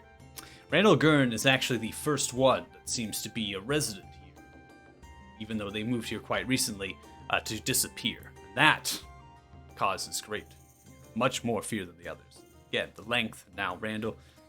And the crops, I mean, blight of this kind. Again, it could be maybe just a natural thing, some sort of pest that has invaded the crops. But without food and going into the winter, the city will be in dire need. And that is something that we need to fix. So, I'm not sure if a reward here is necessary.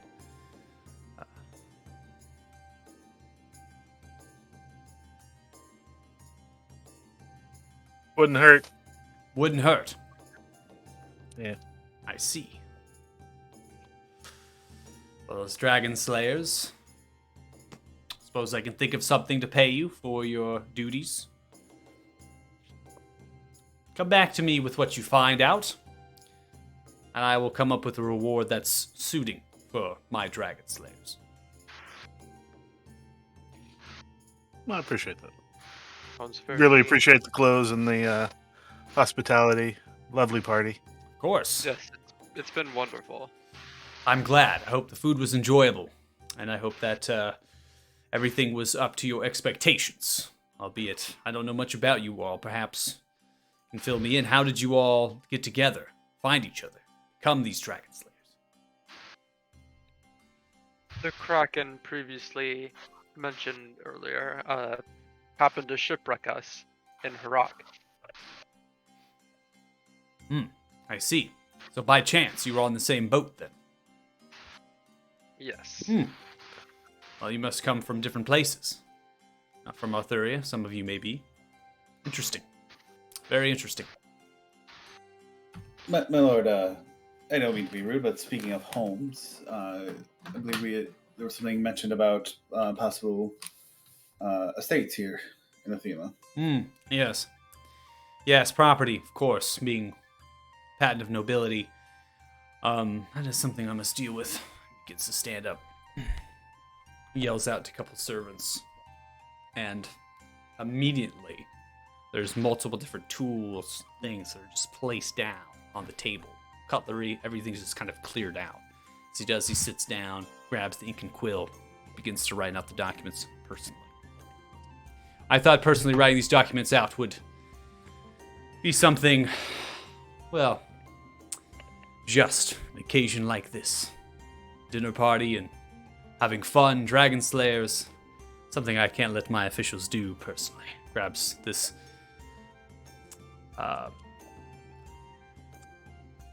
red liquid that is just kind of heating over a small candle flame, takes off the ring, kind of dips the ring in with the griffin symbol, the actual follower symbol, and begins to stamp them. As soon as he signs, begins to fold them up, wrap them up, tie them off, and hands them to each of you. You should see in your inventory a patent of nobility. So there is an actual patent that's been provided by Falor. Now, property, that is obviously something I must arrange, estates and things. Much of the places have been procured by noble families, and I'm sure we can purchase some things for you, put you in fine homes. My lord, I don't need anything for myself, but I would wonder if you would put one in my wife's name, Farah. I have a wife and son, and I would like them to live there, if possible. I'll be adventuring slaying dragons, but I would feel safer knowing they were behind your walls. I will do that. That is very noble of you. Thank you, my lord. You are welcome.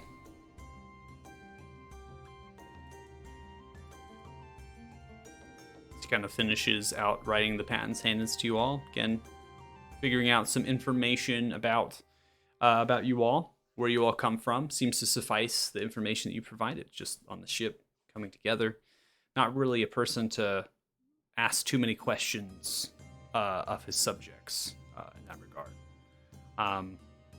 Come to him the way that you come. Takes the wine, begins to pour one final goblet, raises it up. Well, shall we cheers on it? Yeah. All right, then. He raises it up. Halor bless thee. By nobles these dragon slayers are, may their quests always be favorable, bountiful, and may they achieve victory. All hail dragon slayers. See some of the banner people kind of raise up. The remaining people in the room also cheer as well. Clasp it, downs the entire goblet of wine, slaps it down. Now, if you'll excuse me, I must retire for the evening. You're more than welcome to stay as long as you wish. I would not suggest leaving the dining hall, and upon you wanting to leave, you will be escorted out.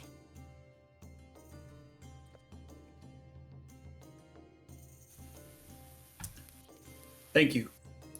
You are most welcome.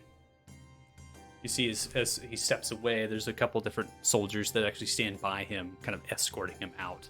Seems to be going north through the double doors to the north there.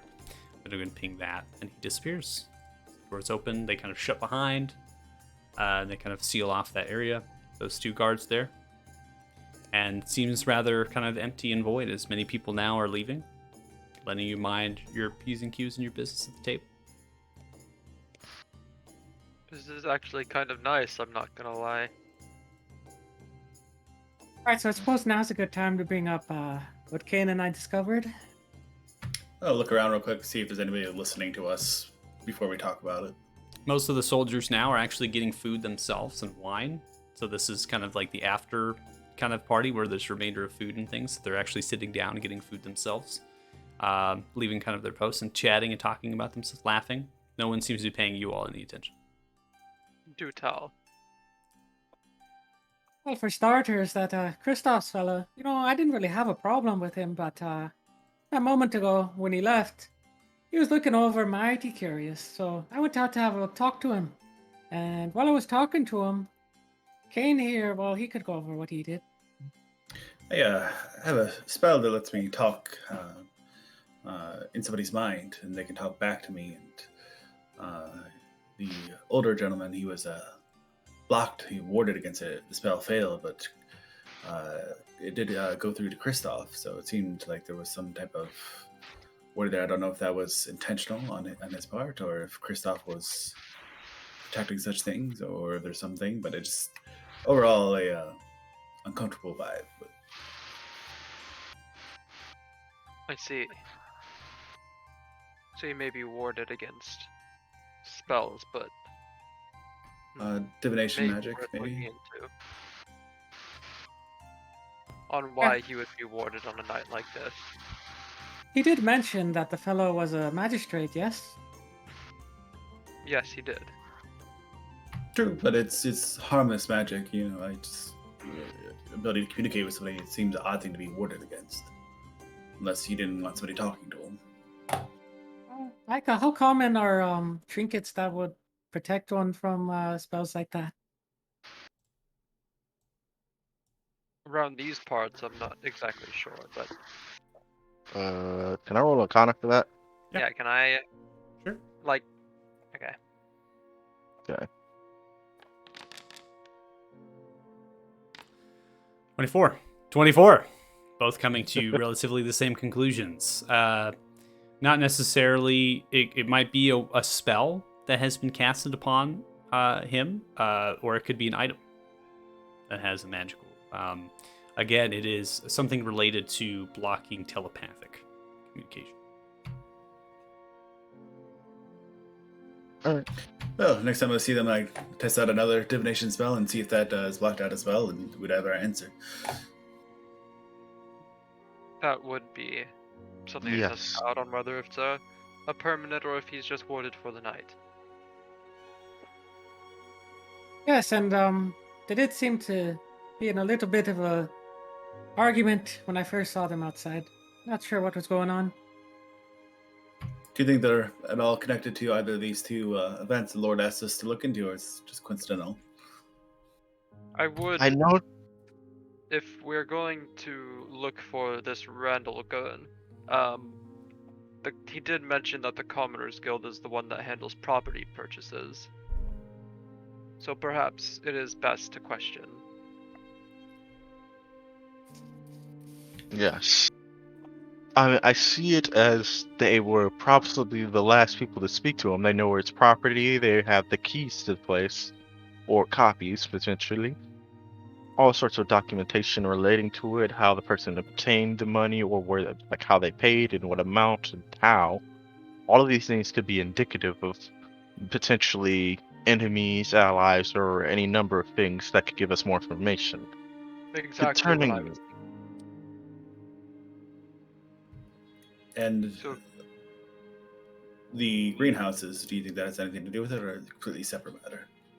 It might be a separate matter, especially.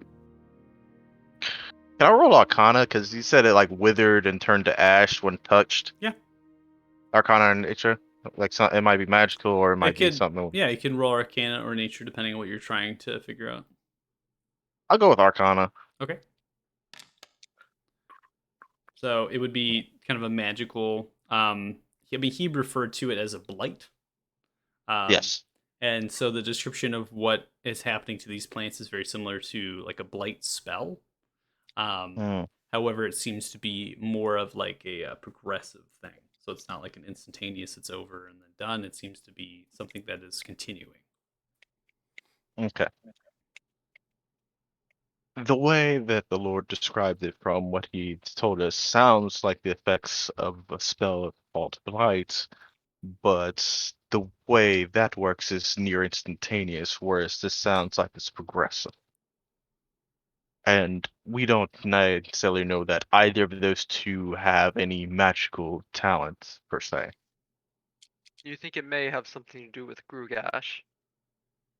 It's a Considering possibility. since it is a recent development that he commands an army of at least 800 undead. That's more south than Fort Farron, right? I'm not sure what Yes. the range of his power is, though. Well, I guess the only way we'll know is if we go look into both of these matters probably tomorrow, then, huh? This is true. As for the Grugash thing, while he may be in the south, the thing is, he's been purported to be cunning. Would it not be cunning to, say, cut off your potential enemy and their supply lines? The way they feed their people?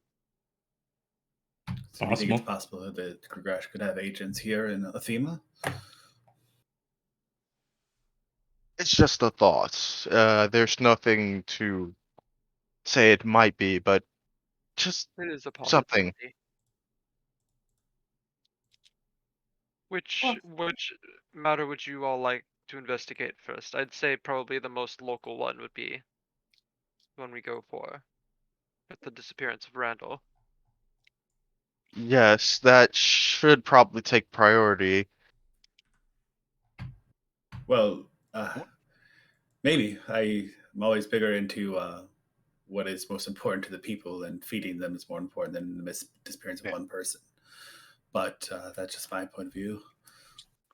It's either or, because go ahead.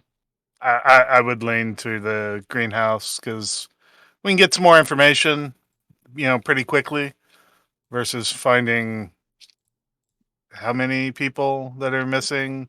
3 dozen, Yeah, including the new guy. Who sounds was like quite a mystery. Whereas, we can go check out, just get some initial information. But Does seem Well, mysterious. I think we have at least a very solid lead with greenhouse is what I'm Yeah. advocating for. We I go to the would- greenhouse and talk to him. We could be going down a very long goose chase. I'm not saying we don't do that, but I would advocate for at least in the morning going to the greenhouse because it's just a mile south of the city, right? Half Yeah, a Half a mile. mile. Half a mile. Yeah. I mean, Jaunt. I wouldn't be opposed. I might have a stopgap measure for the greenhouse at least. I can take a look tonight. Takes a while to do, and while we go and do the disappearances tomorrow. Sure. That's Yeah. in line with what I was thinking. Just go get, we should go look instead of hearing a description. Just go see what's up, and maybe you can go scout it for us. Feeling it.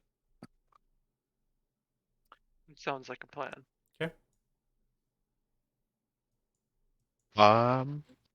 I'm in Uh, agreement.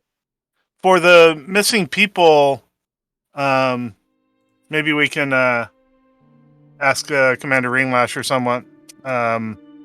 Does anyone have a list? Who would we go talk to get a list of all these people? I mean, we got this one noble, but maybe there's some commonality that some people haven't seen yet. Is there- Maybe, yeah. Is there a constable or a peacekeeping force? Yeah. So Yeah. what you Ringlash would be a good person to talk to, maybe. Yeah, so what you got, the understanding is that Commander Uku is kind of the captain of the guard, right? That's kind of the position that is placed. Now, he's referred to as a commander simply because there are soldiers that are stationed and trained at the fort, right? So that's kind of it's almost like a split duty, right? That's happening there. And so Okay. they've sent people to investigate these matters when they happen, but they have not come up with anything physical evidence that would indicate that they were taken or killed, or so they're going over the assumptions that they just disappeared, left the city, and just no one's seen them. We should carefully check that noble's chests and things in his house. See if there's anything in there that we might give us some info. So the most remarkable information that was provided by Ringlar was that, and then backed up by the Lord, is that all of these disappearances have been traders or travelers, right? They're not people who actually live here. Now you have somebody that actually did live here, even though it was a recent move-in, but they still lived here, and they disappeared. So that is- I'd like to get kind of where they disappeared from. So we have one house, but how about the other 3 dozen? Perhaps there was something they left behind or collected as evidence that may be able to be linked together. Who knows? And there's also a great deal of time that these have happened, right? So there's a large amount of time, and so it just depends on how far back delving into it, right, that you want to go. So it seems like That's why I was thinking the greenhouses, because the disappearances seem like they could take forever. A lot of with work. No evidence, really to go on. Yeah. So greenhouses then seems like what we're doing. Again, there's time in the night, so it seems like dinner itself is finished. I'm gonna go ahead and advance the clock just because talking and it does make a lot of sense. It's probably 8 o'clock by this point, so it ended early. Like it's not something. Again, with the temperature outside and the weather, right? You definitely want to get home earlier rather than later, right? You don't want people walking out and moving in the cold. So that's kind of why dinner began early and then ended early. So I'm going to go ahead and put it onto the actual city map then, as we make our way out of the keep here. The commander's actually at the interior gate that is there, is kind of letting people go, moving people around and things, and just making sure everything's almost like reset in a way back to how it was before. There's a couple wagons that actually broken down, so he's sending soldiers to help fix some of the wheels of them to get them out of the keep's grounds. Sees you all as you make your way on the cobbled path that's been shoveled back between the garden area. Just sees you all kind of walk, just stares at you. Doesn't say any words. Just shakes his head straight up and down.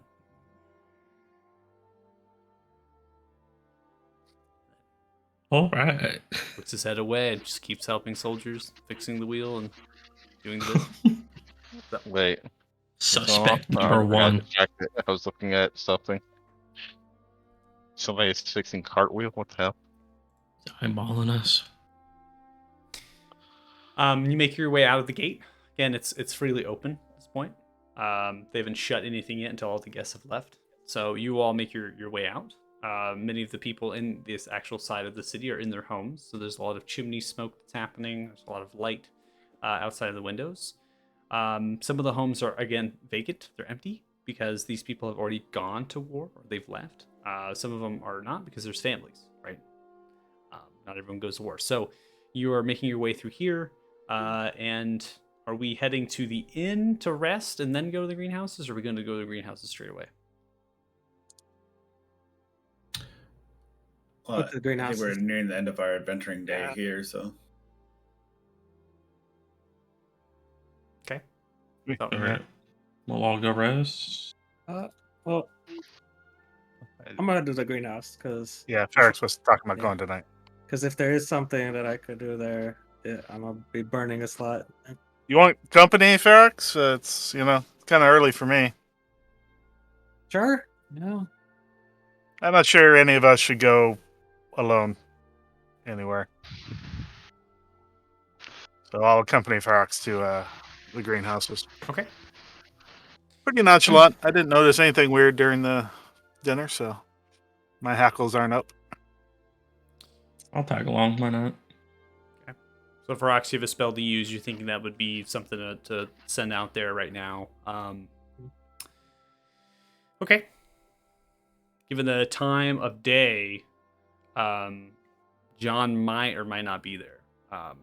Greenhouses are kind of an open thing, and then they are locked at a certain point. So, That's okay. It's good to poke around when Okay. someone's not supervising.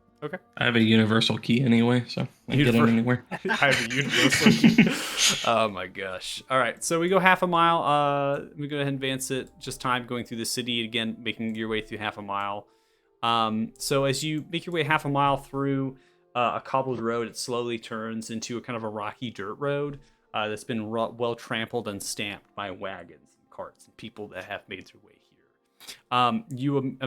You see them as you're making your way, right? You have a mountain kind of range that's ending towards your right side. You have the Gorn to your left as it's opening up through this large open pass. And so you're seeing at this elevation, you can see the Gorn, the temperate forests and the grass. And then you also are able to see a little bit of the marshes, kind of towering trees growing upwards of 90 feet, right? And they're just curled up and almost creating this large impenetrable thicket in a way.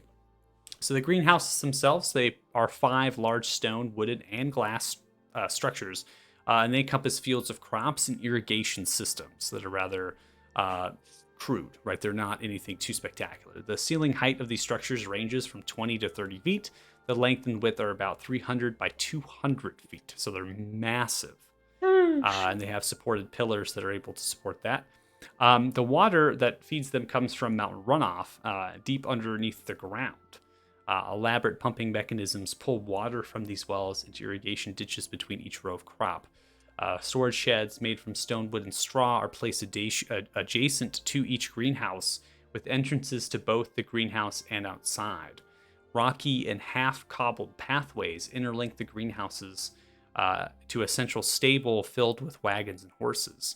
Underneath these half-cobbled pathways underground are water channels, the aqueducts. Right, so you imagine it goes one, boom, boom, boom, boom, and then through that road. So the last one gets the last water. The first one gets the most recent water. So the stable is stone walled and straw thatched, and the interior wooden walls and fencing. So it is in enclosed stables for the horses and the different animals that help this farming, as well as the transportation to Othema and her rock and Fort Farron, some of these crops. You get here. It seems like the lights have been turned down. There doesn't appear to be many lights that are there. There's a couple lanterns that seem to be left on overnight that are outside the doors of the actual entrances of the greenhouses, which are these massive, large, 15-foot wide by 20-foot tall, double wooden doors with metal reinforcement. And they are kind of bolted down with like a padlock that kind of just comes around. You kind of have your pick to go whatever greenhouse you want. The main path that you're traveling down goes to like the center one, which you can almost refer to as the main one. You're looking around for people just to see who you can kind of check out and whatnot. Go ahead and roll perceptions if you're trying to clue in to see if anybody's like watching or paying a lot of attention to you all.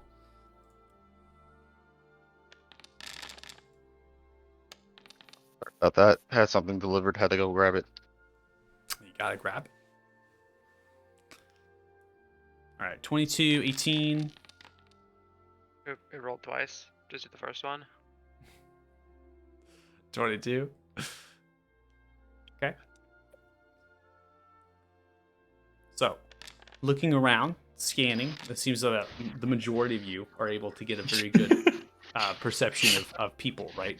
So you see there's a couple people in the stable. They seem to be feeding, taking care of the animals. So you see shadows and movement as the lanterns are dangling through some of the cracks of the actual interior wooden walls and some of the open, loosely cobbled stone that makes up the outer wall. There's nobody in the actual any of the greenhouses. They've gone and left for home. So they're most likely in the city now at this point.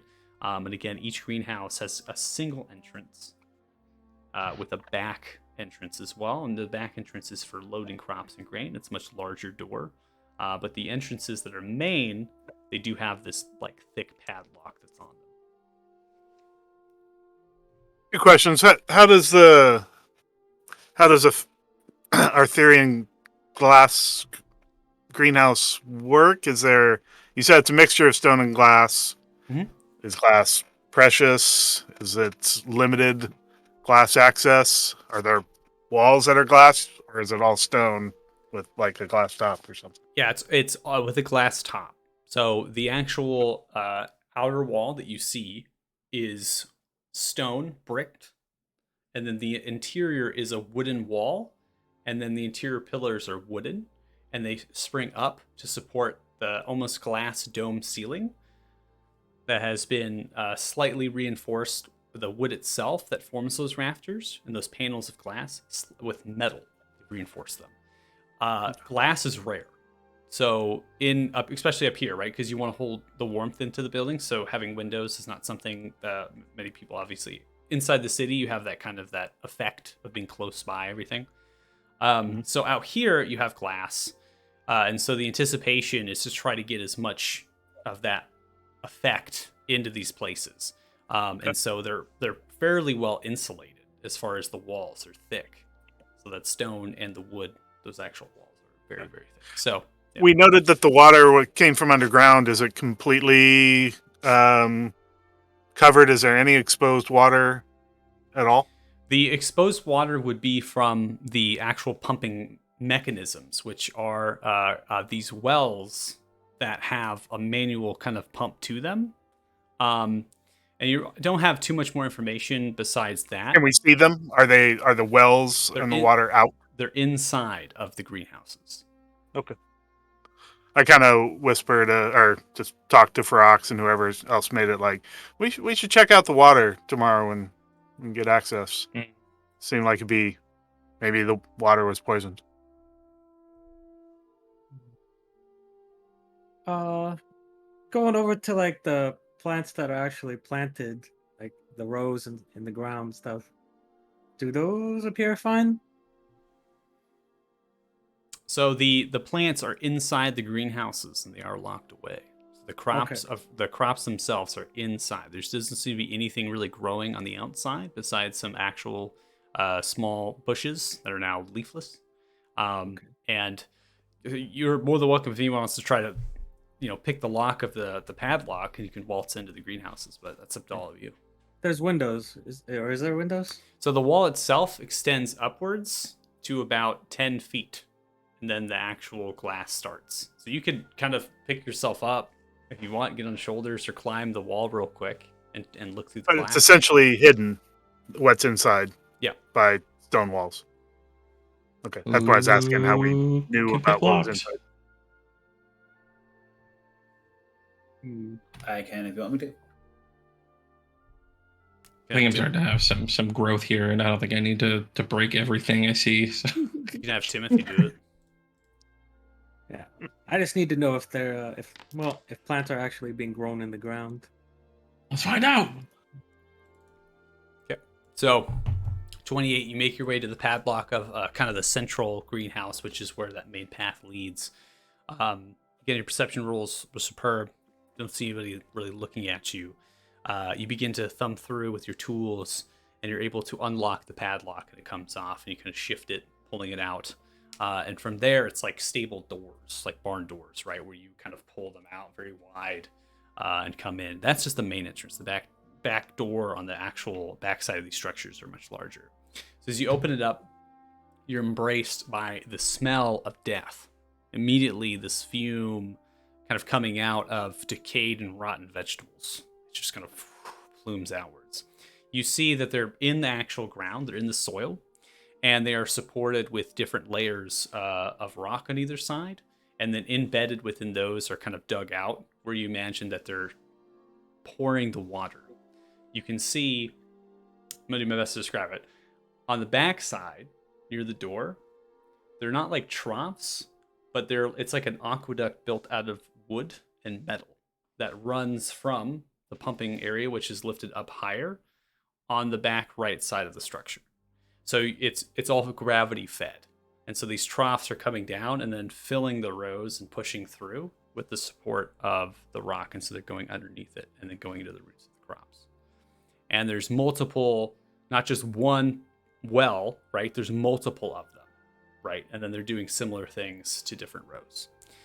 Other than that, it's rather bare. There's not a lot besides like carts and tools. Like tools are just dangling around the sides. There's like sacks that are just hanging everywhere. There's not really a need. And there's storage sheds that are adjacent to the structure. And you're able to see the single wood door on each west side, which is opposite of you, in the center of these structures. And that goes into these kind of storage areas for storing more stuff. The crops right now, much of it, but this particular one, much of it is corn or some sort of corn-like plant. And half the stalks are broken off of them, like they've just kind of toppled down and fallen. They're black and not really showing any of their true colors, and the leaves are just completely drooped down. And in the actual soil, as you approach, you're kind of looking at the actual soil, the ground of it, you see the black tendrils of something, almost like its roots, that's like pulling itself out, its own roots.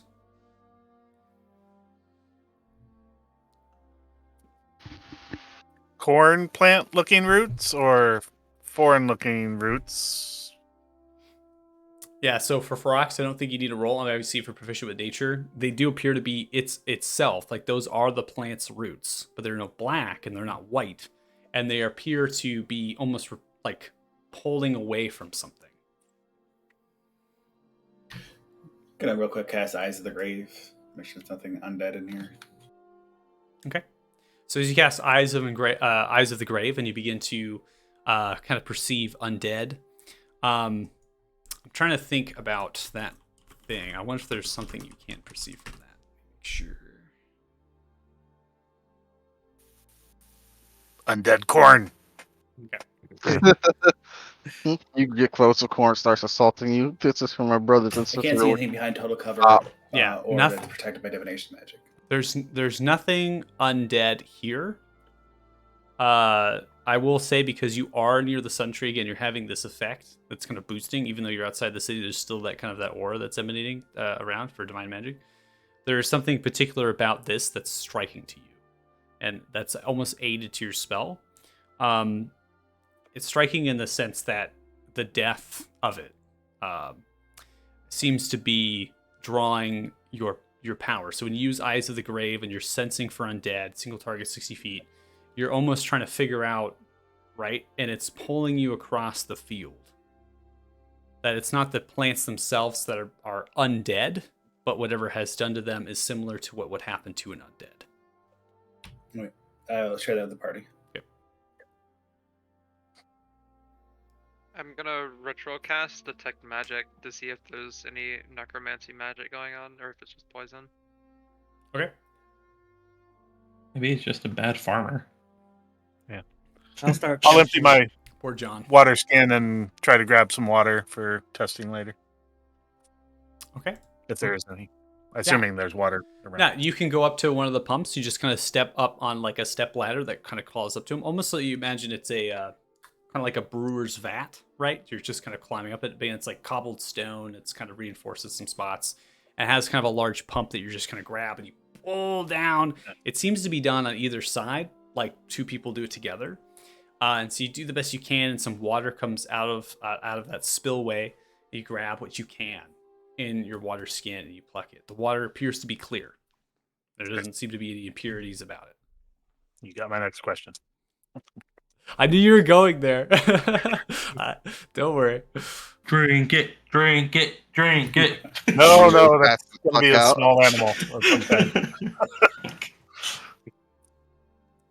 And we cast Speak with Plants on one of the plants that is still alive, but maybe is starting to be affected. On his Okay. deathbed. So we have speak I with wanna plants. do plant We have ritual magic, obviously detect magic. So we'll start with that. So 10 minutes passed. You'll be up for Ox after that. So you're detecting magic, and it's almost immediate as soon as you are casted outwards. It seems like this whole field is imbued with some necrotic magic. We aren't dealing with a bad farmer, it looks like. This field is full of necromancy magic. Well, there goes had my to theory. have done this. Ika, are you able to localize source, or is it the whole field? DM, you said it was almost just the whole field. Or Yeah, was as there- you kind of walk around, right, and you're trying to find like a single source, it almost feels like the whole thing is causing this effect where you can't find it because the whole field is emanating it, right? And so you're just kind of walking through and holding your hand outstretched, detecting the magic as best you can, and it just seems like it's from everywhere if you're at the center of the field.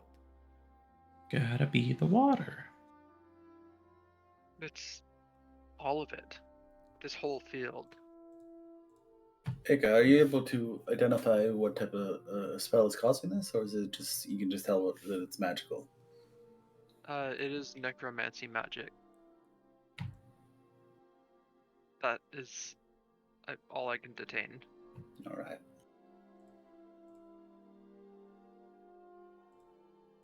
Da-da-da. Well, I'll cast light and walk all over the place, see if we see anything else of interest or value. Okay. So cast light as you do, you go ahead and walk around taking note of things. Go ahead and roll investigation. Mm-hmm.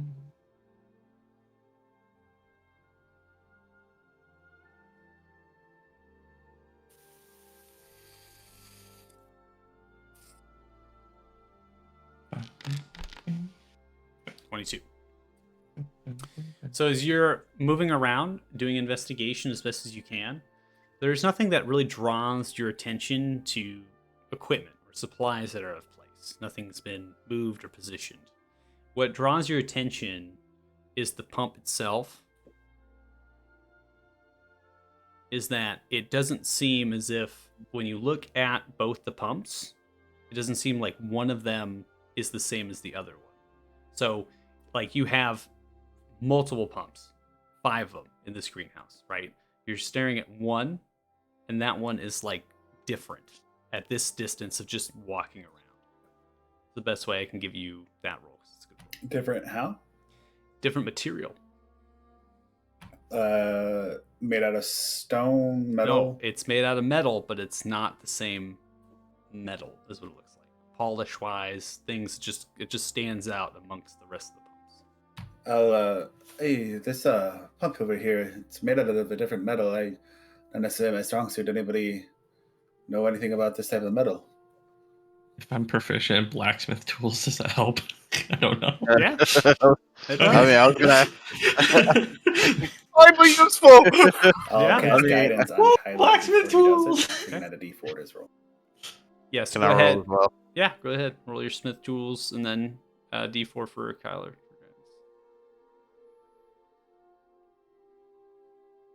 Open my character Actually, sheet. Smith's tools. Does it actually roll? Yeah, you Oh, can yeah. actually roll it directly from there. I just realized I actually don't have smith tools in my inventory. I do. What's your intelligence modifier? My intelligence modifier. I don't even know why I didn't add it. That's weird. It bases it Uh, off of Dex first. I'll do your intelligence. My intelligence modifier is +4. Okay, so 20.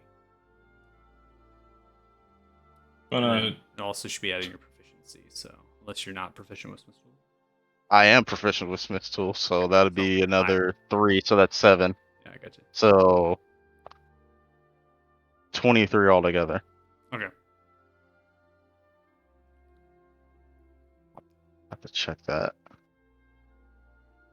sorry, I had to add it to my inventory. Oh, you don't have it in your inventory?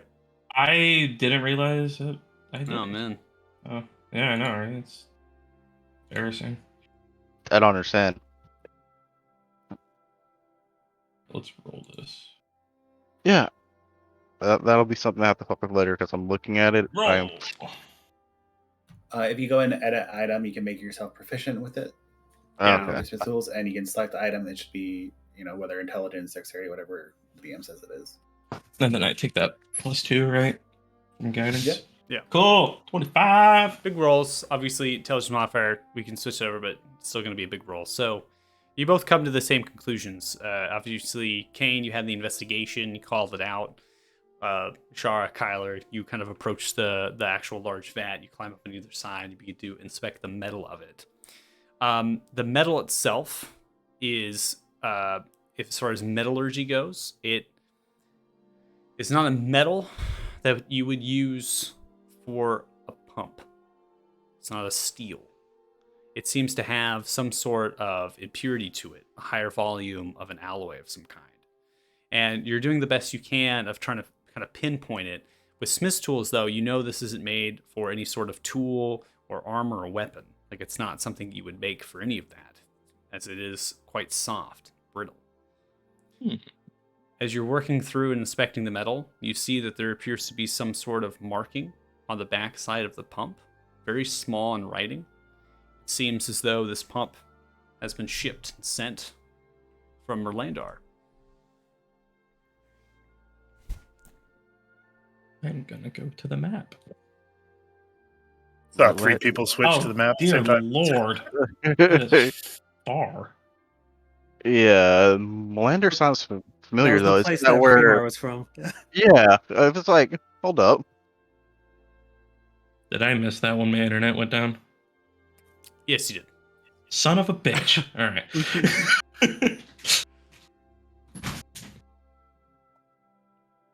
All right, cool. That is really far. All right, good to know. I am proficient with a Yeah. disguise kit. Relay that to the party. Or, well, I So guess Kane, Yeah. since he's not here. Maybe we haven't understood it, but is this pump like poisoning the water, or does it seem like it's having some type of magical effect on it? It seems as if it's a combination that Right. this alloy itself would provide some sort of toxic effect, but there's some sort of magic or enchantment upon it. So, Aika, when you are coming over with your detect magic, that seems to be the source. So this does seem to be the source. Is it the metal itself? Both. It's the alloy that's put into it. There are 5 pumps. Is this one only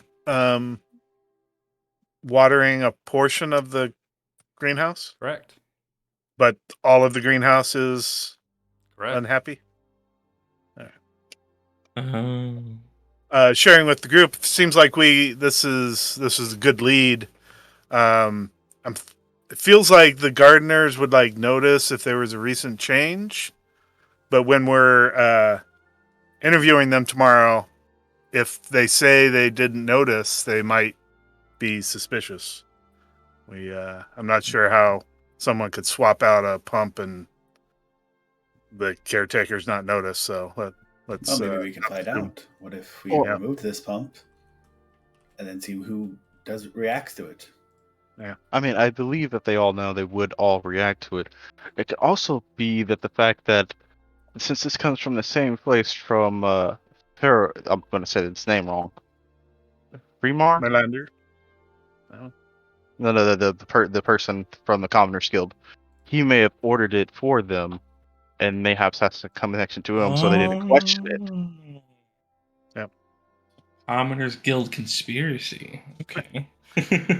I'm not running that angle. It's just like that was mentioned by the Lord of where he's come from, so it stands to reason to at least keep a thought about it open. Yeah. So what if this pump wasn't removed but was accidentally broken and we cover up our tracks, leave the greenhouse, and then if nobody in the greenhouse is in on the conspiracy, they'll replace it with a normal pump, wouldn't they?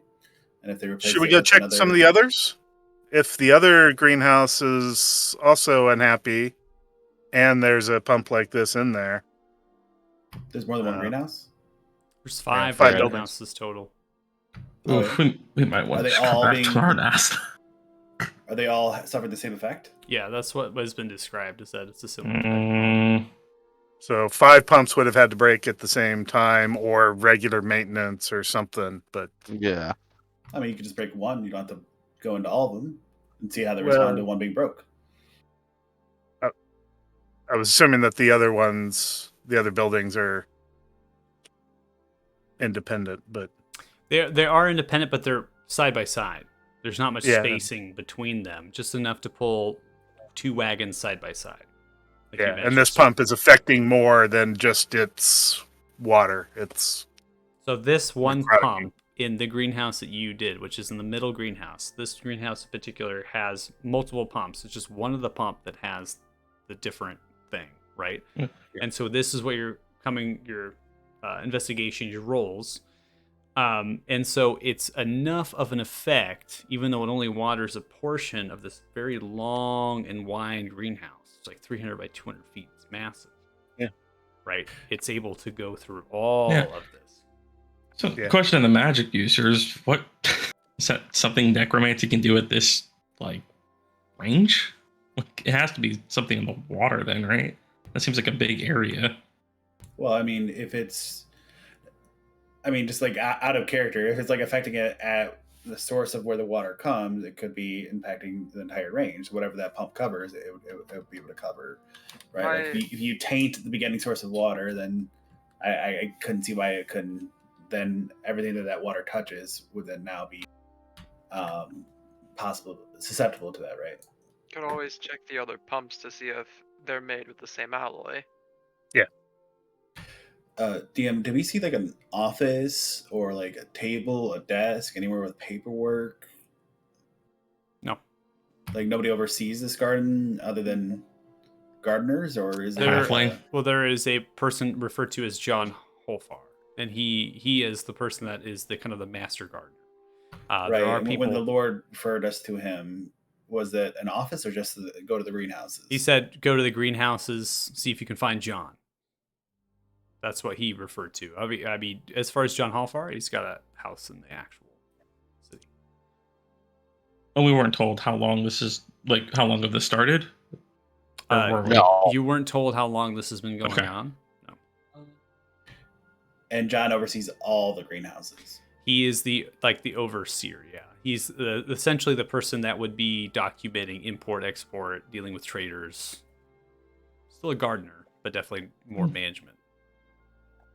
Seems like we got some questions executive for John. gardener. So if he doesn't keep paperwork here, he'd likely keep them at his house. Is it worthwhile at all to go talk to him at his house? And while some of us talk to him, other people go look through his stuff. I mean, we could do that, but we don't even know where he lives. All we know is that I We will work cast a here. setting spell to John. Say that the Lord wants us to talk to him tonight, and we need to come to his house. We are the newly appointed knights, the Dragon Slayers that he's most likely heard of. You said a setting spell to John. Yeah. Okay, get an answer back. What? What is going on? Oh, I'm at the Mouthside Tavern. I'm getting drunk. It's a good Oh. time. Great. Even better. I relay that to the party. We know exactly where he's at right now. Having found out what Ica did, Frogs cancels the speak with plants, but I'm gonna go over to the pump and like take out the moonstickle, give it a tap, and cast Dispel Magic on it. Okay. Just take it out. Just spell magic on it. We can just say your detect magic is continuing, right? Sure. You see as if whatever magic was upon it is no more. Well, So we determined. Oh, sorry. Go ahead. no, go ahead. I was just saying we determined that this is a source. It was both magical and the alloy is incorrect to be used for this. The person one of the people we wish to interrogate is currently getting inebriated at the tavern. Is there anything else we should do while we're here, or shall we try to investigate John? Kyler, I'd can like you to break check off a one of piece the that other lump and put it in buildings. your backpack? Before we head off, but Okay. I can't pick the lock, so have to get me in. Hey, I need you to pick that lock for me. Timothy, Which lock? one of the other buildings. Oh, okay. I'll try my best. Oh, all Come right. on, Timothy. Timothy. He's gonna try. I'll head over with him to the second one. Timothy! All right. So Timothy goes over to the adjacent one, west or east, whichever you prefer. You head over to the adjacent greenhouse. Timothy picks the lock, is able to get the padlock off, kind of undoes it, sets it down. You can open the doors to it, and you see a very similar effect here. It's different. Obviously, they're growing something else, not just corn right everywhere, but it's a similar effect that's happening. You begin to go to the actual pumps, and you begin to inspect them. This particular one has 3 out of the 6 pumps that look like the one that you just dispelled. Oh, this is big fucked. So, Kyler, grab a piece of Yeah. that pump. What do you want me to roll? DM Smith's tools to break off a piece, or You don't need to break it off. You could actually try. You can Just carry unbolt it. It's It's bolted. I just really want to give Tyler an opportunity to break something, so It's been a while. He All right, hasn't give me an satiated athletics at all. roll. Let's just break it. That's We're fine. just- God. I mean, Oh, all right. All right. So use Skylar. Roll the d4. Give us the d4. Oh yeah, that's it. 32. Okay. So use Skylar.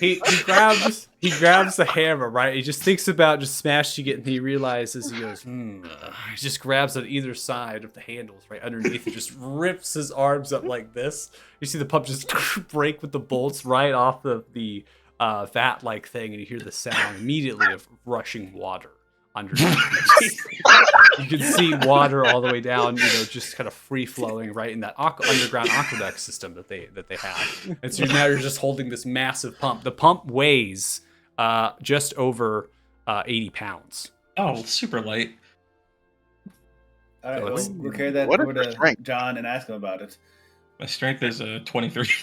oh yeah. I've still got my detect magic. Do I detect anything from the aqueduct under where the pump used to be? No, you're looking down at the water, and it's a tight water channel. There's no walkways or anything. It seems to be some sort of borehole or a tunnel that's tapped into some mountain runoff, like an underground river, right? And you begin to use your detect magic, probably at the end, right? It's probably the end of your spell here. There doesn't seem to be any magic about the water itself down there. But the Ica, these 3 pumps, bad mojo. Yeah, when I walked past them, did I get the same?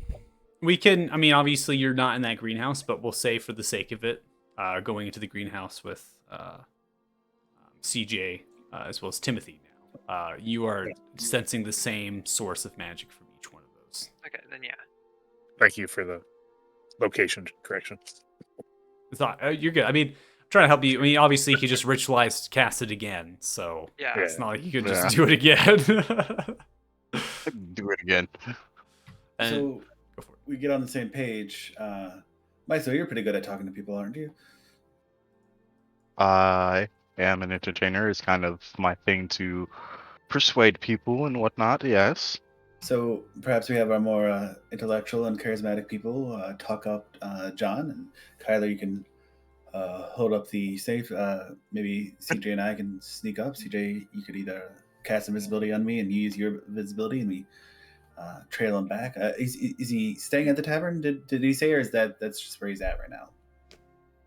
John, Yeah. he just said he's at the tavern getting drunk. No, Sloshed, So if we baby. end up like following him back to like get any more investigation, maybe we can split up like that. But Yeah, maybe you want to follow him back. Split up with Daphne and Velma. This was a very simple investigation, and then just rip out the fucking. well, it was taken. Like, listen. There was Crocs like fixed two it, people. and Kyler removed it so they could put in a new one. Yeah, it's they're having some problems. We could have solve problems here. unbolted it. We could have unbolted it so easy. There's two people good with Smith tools. Yeah, but But it looks cooler. I got the green light, so It's been a while since Kyler had his violence back, so my internet kept going out, so I needed to release some of that anger. Just needed to rip He some. hasn't got to break anything since the dragon Decimating fight, the so. top. We'll send it. Just Full set. We'll send it. All right, so we'll have you all transition over to the Mountainside Tavern store unless anybody wants to do anything else. No. Ferox is actually going to stick behind and start the long process of an 8-hour plant growth spell. Oh, we did say that you wanted to speak with them. Do you still want to do Yeah, that? no, I canceled that. Yeah. Okay, you cancel that. Okay. So you're gonna go 8 hours to try to rejuvenate the land. Half a mile radius. Yep. Rejuvenate. All right. damn. Rox Best of is luck. staying there in the Really? greenhouse overnight.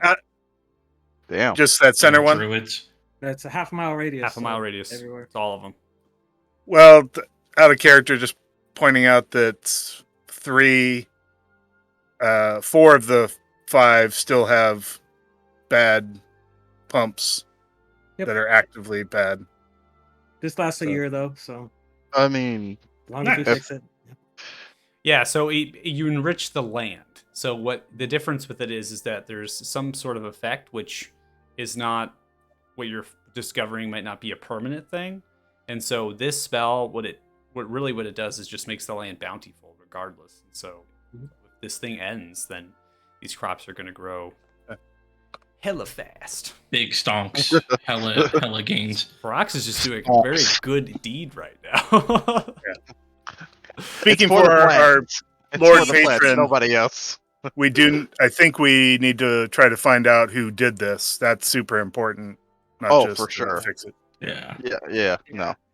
Well, we've already gotten an idea because there's some evidence lending in that direction, at least.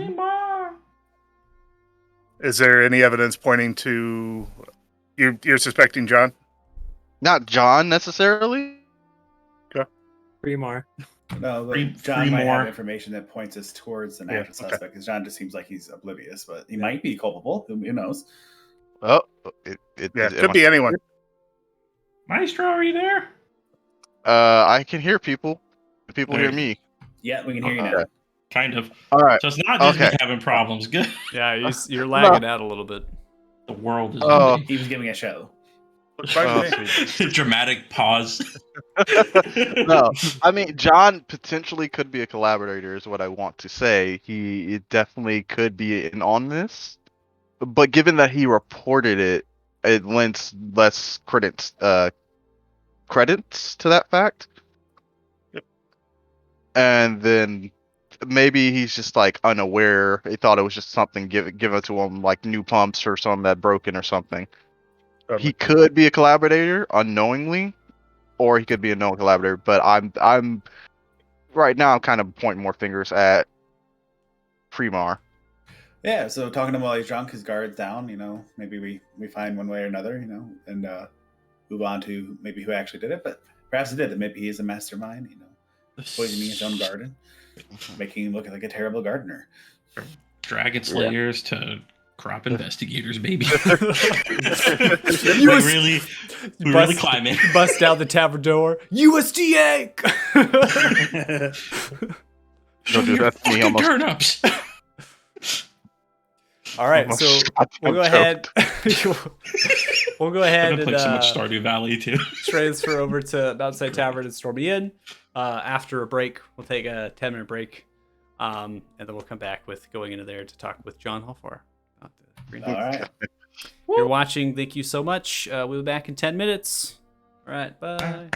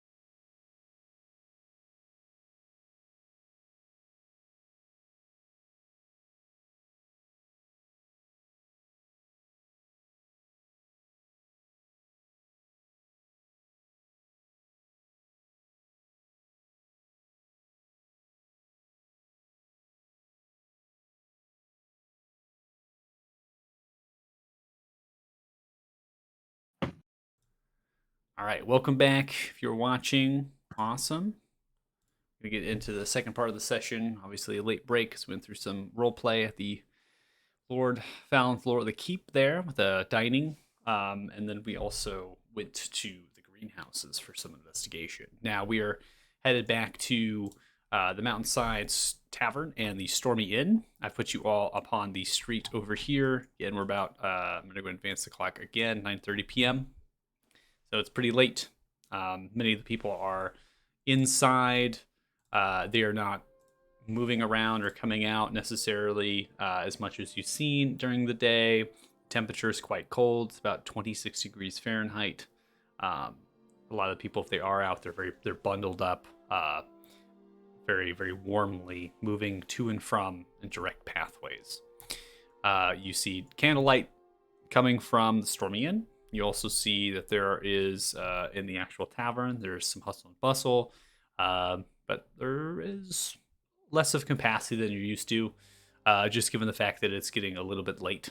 Many people are trying to get home a little bit earlier, and those that are staying are getting rightfully drunk. That is the vibe that you're getting. Have to crawl through the window, baby. Took yourself. I say so.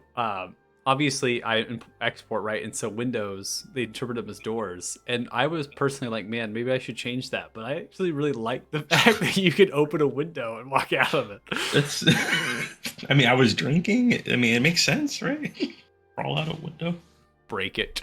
Get out. Yeah, We should be able. Yeah, we should be able to have escape routes. Kyler Kool-Aid manning his way through a window. Yeah, exactly. So as you come in, you see obviously less of capacity. You see Brendan Trelaw appears to be talking to a halfling that is there. This is a thin, skinny male halfling with a darker complexion, hazel eyes, and somewhat fierce features. Wears a brown wool tunic with a stiff leather belt and black-eyed trousers into brown wool cuffed leather boots. There is also a large cloak that's made of wool, brown, that's kind of draped onto the bar counter. You imagine that's his. Commonly has like leather gloves that are fit to his belt, so they're kind of dangling down a little bit as they're kind of tucked in right between the pants. And there also is an additional like half black wolf pelt that seems to kind of come into the vest, both interlinked. So there's also kind of a thing over the right shoulder. Next to him is the same dwarf that you saw talking with Fremar and Kristoff at the table originally. You see as John literally has 3 different mugs that are just positioned in front, and he's just like downing one, downing another, downing the third. And this dwarf next to him just has one sipping it. It's like patting John on the back a little bit, and Brendan's like kind of watching, and they're talking amongst themselves there at the actual bar. That is definitely interesting.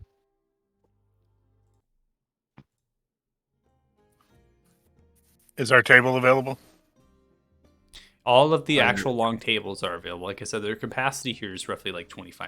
There's not that many people in here. And as far as large party size as well, there's not that many people. I don't understand why we go to our table. I mean, we have an objective here. Unless we're gonna. Like, I mean, I don't think 6 folk need to go, but I know at least I will be going. No, but I do. If this table right here is available, GM, I do want to just take a seat here so I can overhear the conversation. Okay, so you want to overhear the conversation? Mm-hmm. Okay, so go ahead and roll perception as you sit down. Begin to listen in. I'm going to as well. Oh, you're quiet. Oh, sweet Jesus. Can't hear shit. Kane, Oh my. the conversation is slightly quiet. You're trying to focus on what's happening there. You're having a very difficult time hearing literally or focusing anything. It's kind of that moment where you walk into a room and there's just so much surreal things happening and your perception's just everywhere all at once. It's a good. The tinnitus is kicking. Tinnitus. I can't hear anything, man. Aika, you sit down at the table, 13 perception. Your distance, obviously, you're really close. John is being quite loud. Their conversation. Seems that John is. You don't understand. My livelihood's in these. I can't let the crops die. I don't know what's happening to them. Yes, this dwarf's patting back. John, it's gonna be all right. Don't worry. The city will be fine. We'll handle it. It'll be all right.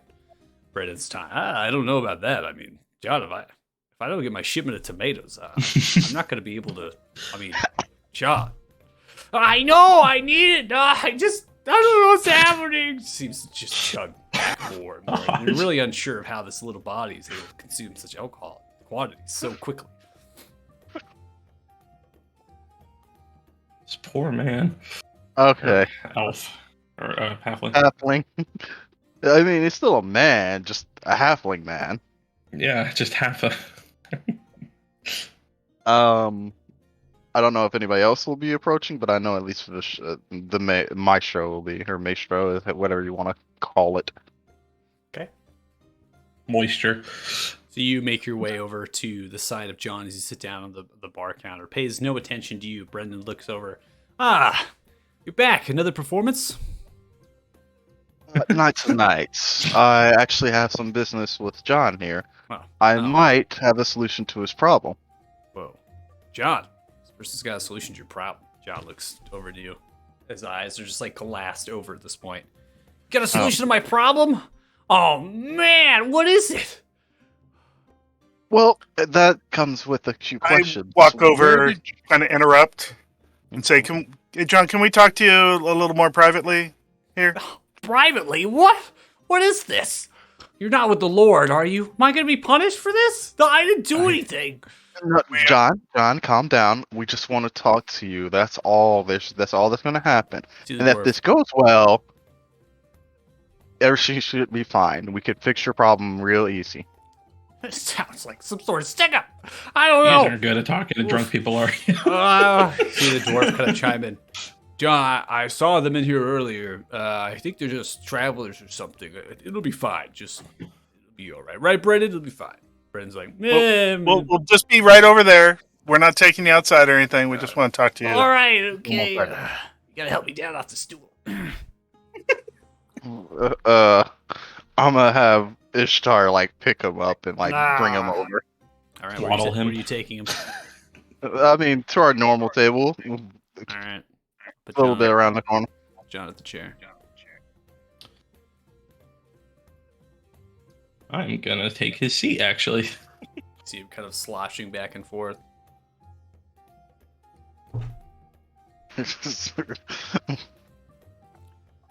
All right. So, John, you remember that voice in your head from earlier? What? That was us. Oh, that. Yeah, I didn't know what that was. I thought that was like Palor or something talking to me.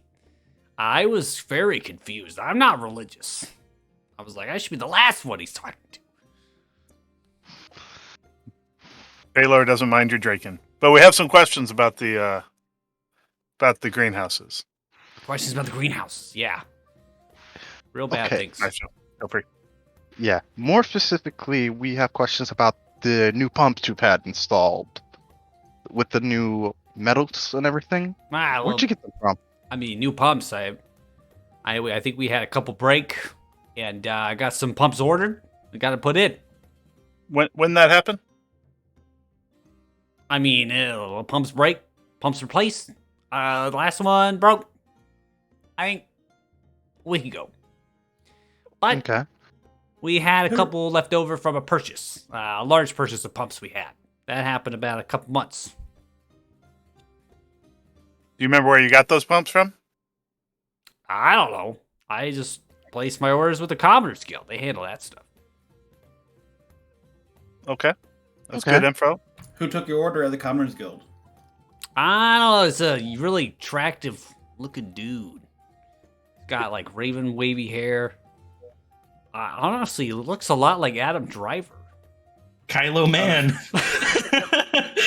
I think his name's Kristoff. He's really new. Oh. Honestly, he was horrible. He didn't really know anything about anything. And I was like, hey, I got to get some pumps. And he's like, what do you mean pumps? And I'm like, I got to get pumps. And he's like, pumps for what? I'm like, pumps for water. Obviously, I'm John, the greenhouse. I need pumps for water. They're broken. And he said he was going to talk to Fremar. They get them ordered up. And I'm like, all right, sounds good. And sign my life away, so to speak. That's what I do. Are you going to have paperwork for this What? order back at your house or something? Well, I mean, I got a bill of sale, obviously, and made me a copy of it, and I got to keep it. But I got to let you know, the greenhouses, they're ran by the city. This is a public thing. I mean, I'm just kind of the dude they appointed to run them. I come Yeah, from we're just interested in the pumps and want to make sure we can kind of prove where they came from. Yeah, I mean, if you want to try to find like the official document, I mean, I can get you the copy of it, or you can go to the Commoners Guild. Talk to Christoph Fremont. It might happen. Where's your copy? We'd like that first. You want my copy? Oh. Yes, it's just The for Lord wants your copy. verification. I literally can't feel my legs right now. So, I mean, honestly, I was gonna get so drunk, I was just gonna pass out. I wasn't even planning to leave this tavern tonight. I don't know, Brendan. He's kind of a cool, chill dude. I hoped he would take me and put me somewhere nice and cozy. I could go. We can go to the house. It's fine. You know how serious the greenhouse thing is. Let me get my cloak. John? Let me get my The cloak. Lord's going to need you Plan change, functional bud. Let's tomorrow go. morning. As soon as he walks off the chair, he falls, like topples down, picks himself up. They always say halflings are sure-footed. Yeah, got myself. Yeah, cleans the walls. He's like holding the wall as he's walking to grab his cloak that's on the bar counter. I'm gonna have Ishtar like go over, pick him up, and then like head to the bar counter to grab some because I'm not gonna have this happen. That's good. Thank you so much. You're so helpful. All right, yeah, get my cloak on. I'm going to stick by John and not let him out of my sight Buttons it until. He's literally being carried by Ishtar. He can't go anywhere. Well, overnight. I don't want him to. Oh, okay. All right. Well, do my house then. Let's do it. Let's go get this. All right. It's really important. We So- think there was something wrong with the pumps. So we'll the house. So Kyler, are you staying at the bar? Or are you going with? I am staying at the bar. Okay. So I will go ahead and keep on this map. We can do theater of mind for his house. It's just north of here, about 4 or 5 blocks. It's in the Drift, and he actually lives on the 3rd floor of kind of like an apartment building, in a way. So it's not necessarily like a house per se, but he does own kind of a lot of the 3rd floor, given the fact that he does make decent money compared. So as you get to this place, you immediately notice that it is slightly grungy. There's like people outside that are conversing and just kind of like chilling right out there in the cold as they're smoking pipes and different things. There's a lot of different smoke, and chimney smoke is just kind of flooding and polluting the area of these large, sort of like larger structures, right? As you come into like this entryway, it's a squared off wooden staircase that goes up, back up, right? So just kind of zigzags. And then there's different platforms where there's common areas at the individual floor until you get to the 3rd, which then John is like wobbling up to the actual door, which is a single wooden door that's slightly semi-arched at the top, just past the staircase adjacent about 5 feet. He takes the key and he's kind of wobbling and he just kind of puts it in and he turns it and unlocks it and he just holding himself against the walls as he's pulling himself into this room. So the actual room that he has, the house there is a common area. There is an open kitchen dining area off of the northwestern corner. So you've entered in on the eastern side of the building. There's a kind of a hallway with a bathroom on the right. And then there's a small study or library on the left adjacent to a bedroom. So he goes immediately into the study. There's a small desk with about 4 or 5 drawers, a couple different actual scrolls that have been put together and bundled, different books. Begins to kind of go through one particular book as he sets it down. And he's like going through this book here. It's all loose leaf. He just kind of grabs a piece of paper out and he wobbles and just kind of looks and hands it to whoever's going to take it. He's just like literally like going like this, like just like holding it outwards across the desk. I'll take it. You be the one. I'll inspect the document to make sure it has all the proper details and everything because he is drunk. Yeah. You take a look at the paper. It's written in common. Yeah. Appears to have the signature symbol of the Commoners Guild, which is kind of this somewhat of like a scale that's balanced. One of them's to the one side. There's like kind of like a backlash of a cross guard behind it. And then it's signed by Christoph. The name is Christoph Cormier that is signed. There is the title of the bill of sale, There's the document clauses of it. It does appear to be some sort of procurement for about 15 of these pumps. And it basically lists them as standard water pump, right? It's kind of like pulling just your typical thing, right? It doesn't seem to stand out to you that they're pulling some random crazy thing that you found, right? Yeah. And the destination of where they're procuring them is not the same destination as what has been stamped upon. Seems as though it's some sort of smith or metallurgy in Boulder. So the captain said, just to make sure, this the like on the pumps they say that they're from this place, but on the bill of sale it says they're from somewhere else. correct. Okay. I mean, I'll let the rest of I'll like to thank John for his help and everything, and let it get out of his place and let him like rest or whatever he's gonna do. You're gonna And then- take me back to the tavern? No, buddy, you're gonna sleep off. Oh, come on! No, Please. you're right, and I'll tuck him in. Oh, I'll cast calm emotions on him so that he Oh. settles down. You're going to be talking to the Lord in the morning, so no drinking. He's like, Get up early. it's like petting your face, Kate, as you're carrying him like a baby. He's just kind of like grabbing your face. Well, that's good boy. You're so soft. All As right. you, No one here. you take him to the adjacent Jesus. bedroom. It's a twin-size mattress off center to the right. There's a wardrobe. There's also kind of a bathtub positioned with a kind of a hide rug underneath, chest at the center of the bed underneath there. Very simple accommodations. Not much that stands out to you. You set him on the bed. As soon as you do, he kind of like just sinks into it, right? And he's just like, thank you. Oh, he just immediately goes to sleep, like just like in seconds, right? That's I talk to the rest of the party and say, I'm this witness is really important, and if it is the Commoners Guild, they have reason to wish him harm. So I think I'm gonna stay here and protect him tonight. That makes sense to people. We can meet in the morning and take him. I mean, What would you want to do tomorrow? I was thinking of taking him to the Lord and presenting the evidence. I was going to do very much the same thing. There's no reason not to. This, as far as we've determined, is the source of all that's happening. We've checked the water itself. Do we feel And like we have a complete investigation here? I mean, we We're gonna don't go to the have. Lord and tell him that we have half of the investigation done. I would.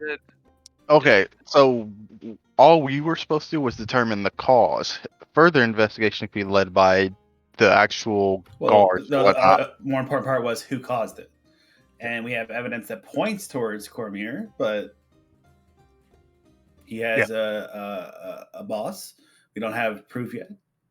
Right. I think further evidence is needed. But I mean, we can. I'm not arguing. That is, of course, the goal we want to go to. But I don't want to waste the Lord's time. And I also don't want to be wrong, and get somebody fucking, executed or imprisoned, because they had nothing to do with it. Well, and this is our job, right? Because he doesn't have anybody that's able to investigate this, right? And so we can't like pass it off. Like that's I'm why all he told for us that. protecting this guy. Uh-huh. I totally support that.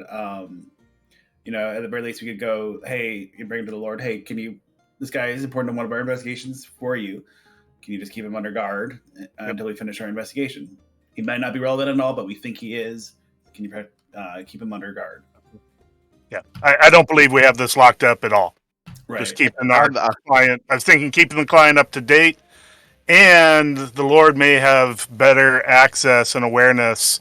Digging into the Commoners Guild is going to be kind of tricky, and we might need some local knowledge like his or blessing almost to Yeah. do so, because he has to maintain that relationship, and Yep. I think it is kind of crucial to be careful how we step. If we're representing the Lord here, and we don't want to necessarily shit all over the things that he's trying to do, but also That's we what don't I'm want to be thinking of like, it. hey, we half solved your problem, here you go. For Ox and Kane, you did say that the two were acting strange when you saw them outside. Yeah, we shared. Well, clearly there's something up, but there's I think a You chasm don't- between somebody is kind of sus and somebody's guilty of You don't basically think treason. that You know, if you're the- poisoning the food supply of your lord and his people, that's treason, right? You know, in certain kingdoms, that's an executable offense. So like we gotta be like, you know, sure before we start putting heads on blocks. That's not what I meant. But do you think they may be on to us, that we may look into them? Do you think For they would sure. flee? You clearly were rattling somebody's cage, whether it's their cage or somebody they know's cage, or it's completely not connected in any way to this, and somebody else is like, you know, making them look to be the fall guy or something. You know, there's a lot of options out there, but I think you got to do our due diligence before we start throwing out names. So I think if we go to the Lord, I would, you know, be really careful about even saying this is who we suspect. I would say we're looking into it. Can you take care and protect this guy until we get more information? I just hope that they wouldn't. Okay, I understand your that they may be concern. onto us. No, go ahead, Meister. I'm sorry, and I I understand your concerns. I'm not dismissing them at all. But by even putting John away into a protective service under the lore, that indicates that we might know something and the Commerce Guild may start covering the tracks. For all we know, this might be a simple clerical error, which I don't know. I'm doubtful of that. But wouldn't But- that help our case if they start covering their tracks and reacting, getting nervous? They're likely to make more mistakes.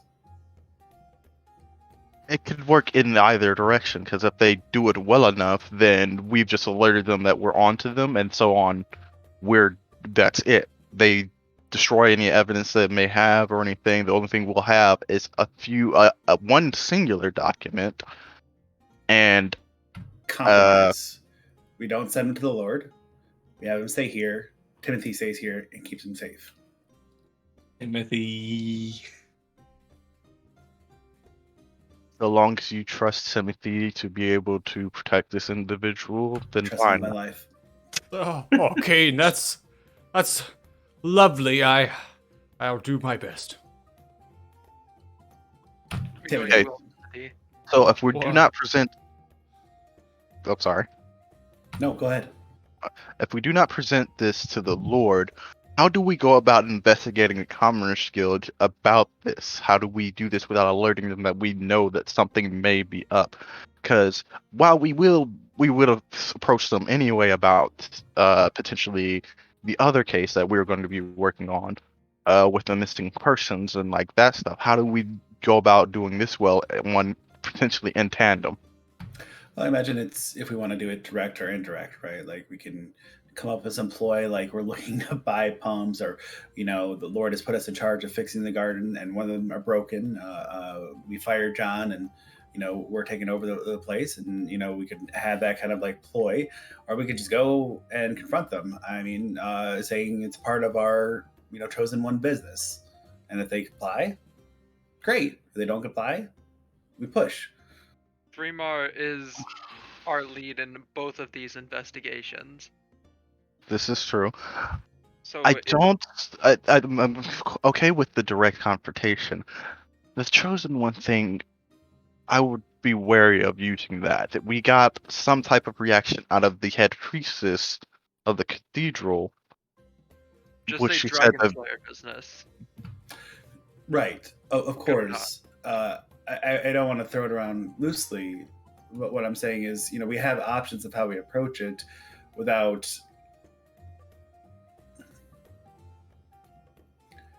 I don't want to make things harder for the Lord. He's been good to us so far, and I think we need more evidence. So we could just go and some of us talk to him, some of us snoop while we're talking to him.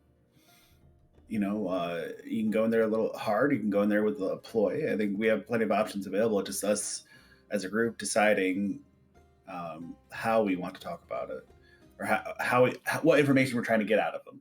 Because I think what is our goal? We want to find out who's responsible for this. Also, as I pointed out, he said he was the lead in the other investigation as well. See how forthright they are. And perhaps while people are talking to see how forthright they are, other people are investigating, snooping, detecting magic, things of that nature. Did you have something else? I think I cut you off.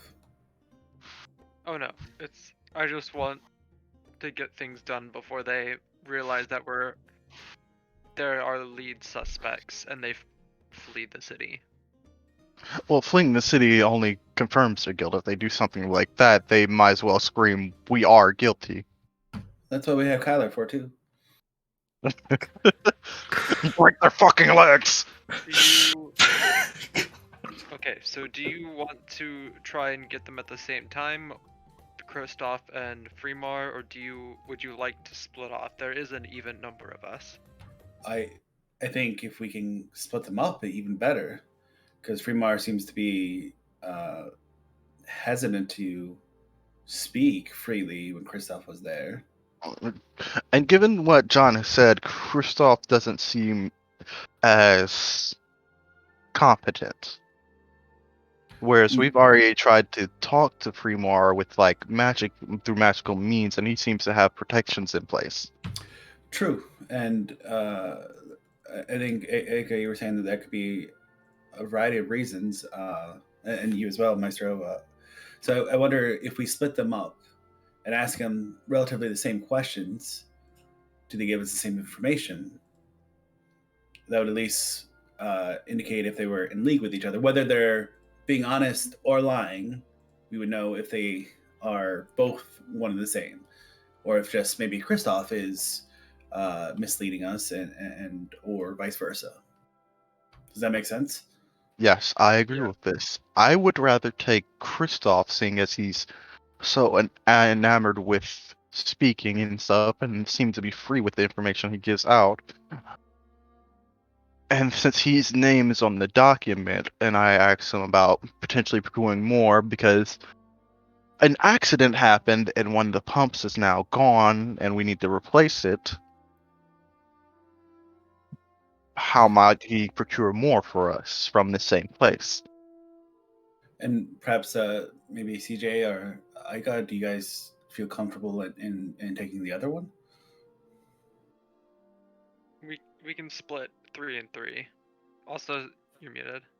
Yeah. Okay. I'm just trying to get our best talkers, with the two different people kind of splitting up a little bit.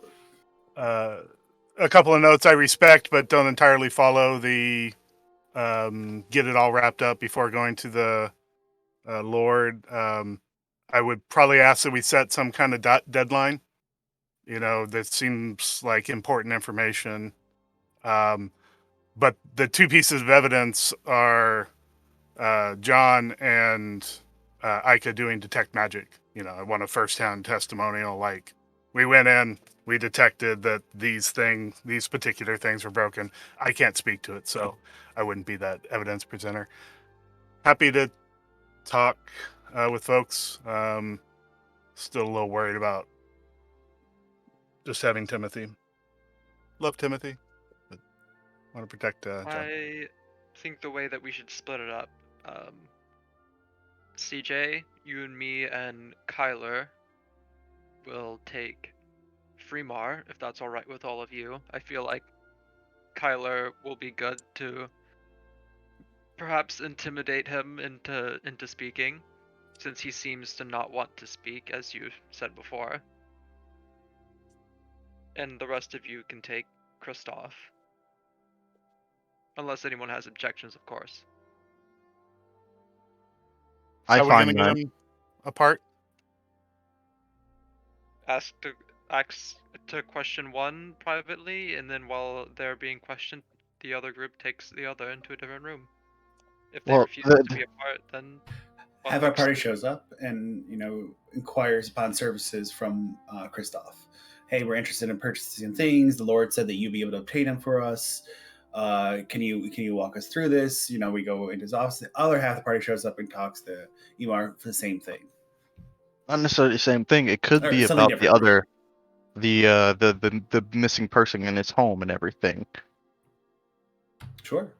Because if we walk in the door and be like, hey, we want to split you guys up, they're like, no. But if we go in there on a kind of in a nonchalant way, Business. Yeah, we're there for business. They do business. They're businessmen. I don't know if that makes sense at all. So the general idea is to see if they have the same story, because then we can tell if they're on the same page. And then once we find out if their story is true or not, we know that either they're both lying or neither of them are lying, and we can help suss that out. It's like I don't want to. I guess I don't want to just like paint with a wide brush just because I hate Kristoff. Doesn't necessarily mean that he's actually the one doing this until we know that he is the one doing it. All right. So is everyone all right with the? We should probably get back to the tavern and actually tell Kyler about all of this. That does seem like a very good idea. Go pick up Kyler before he gets. May or may not have Morning. already had an idea to interrogate this guy right here. But Yeah, we're gonna come to you, Kyler. After we transition out of the house there, yeah, I figured. so we can get to that now.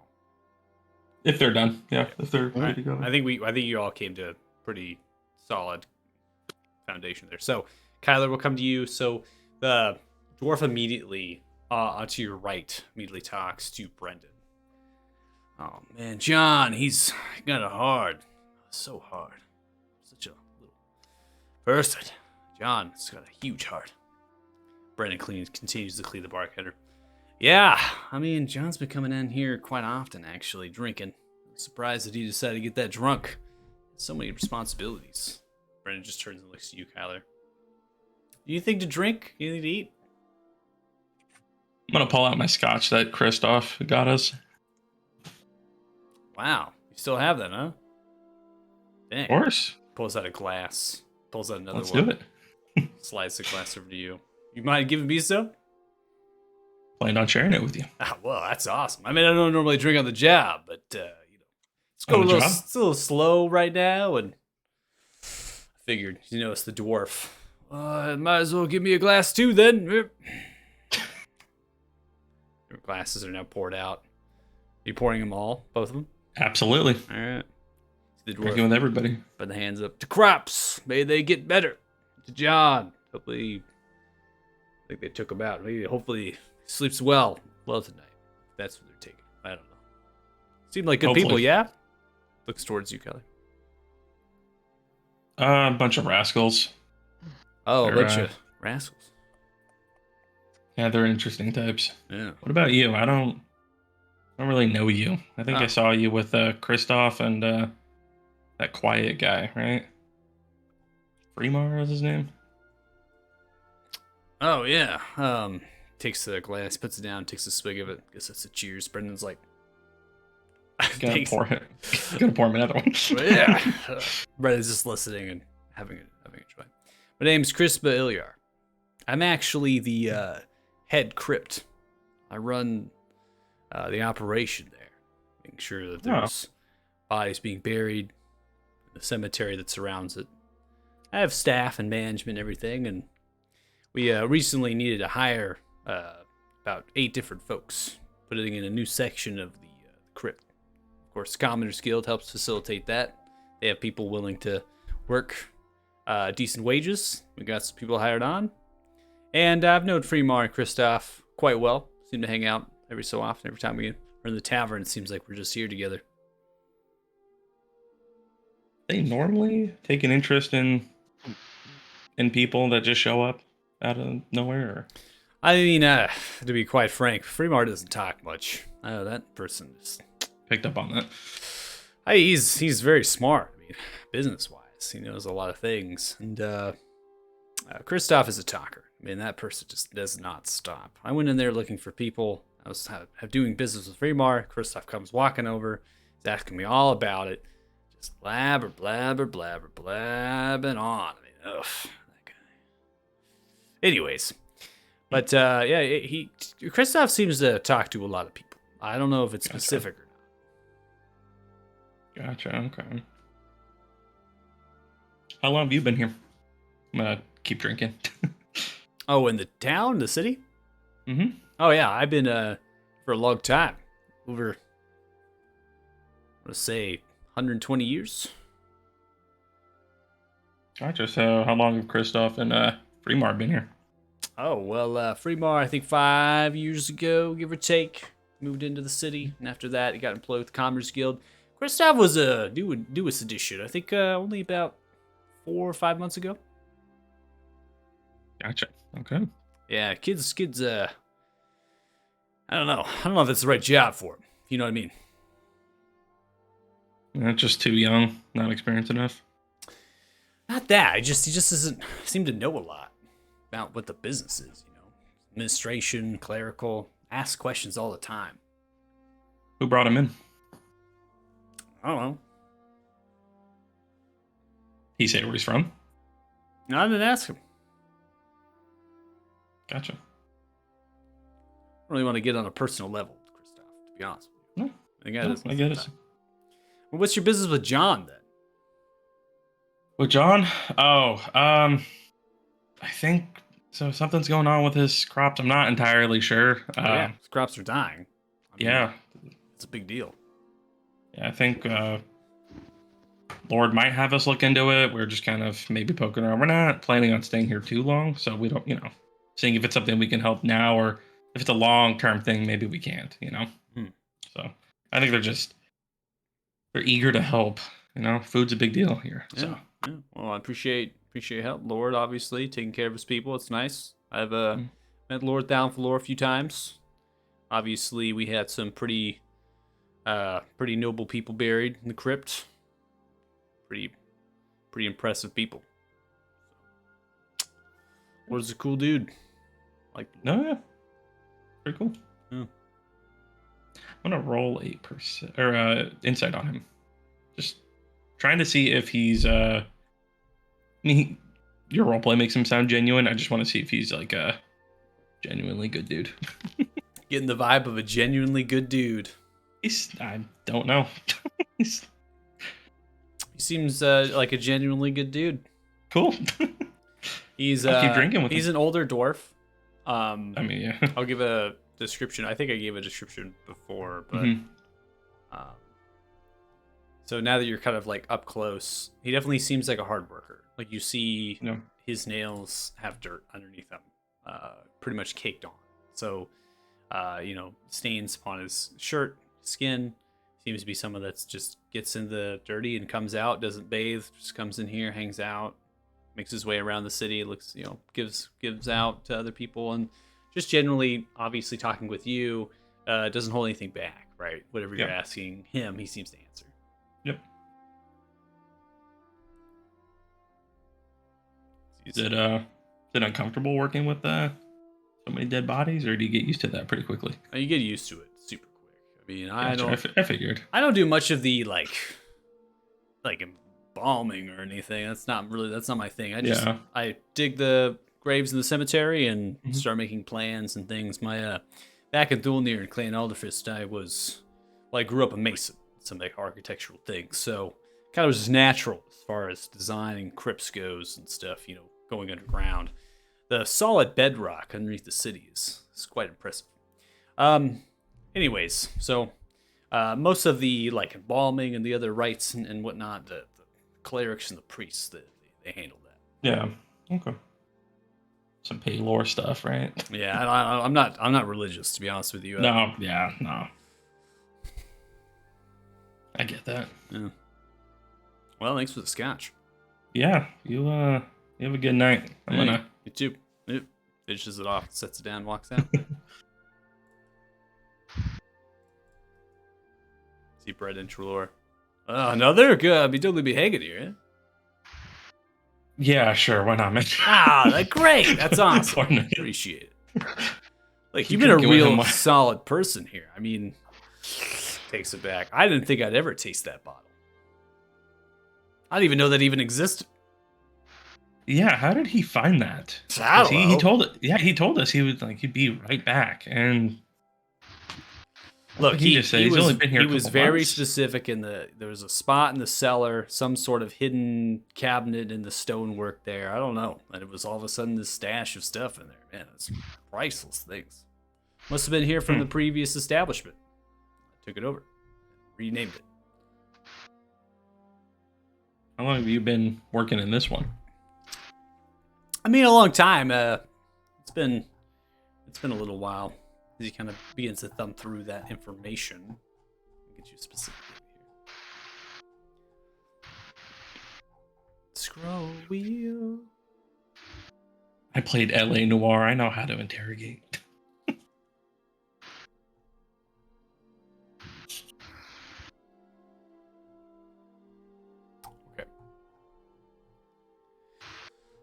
So he has owned operated the tavern for 20 years.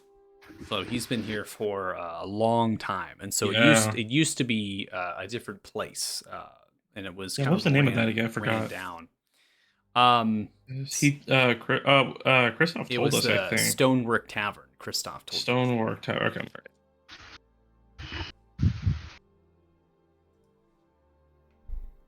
Yeah, 20 years I've been here. Took over Stonework Tavern. It was a dump. I've really made improvements, let me tell you. Yeah, I like it.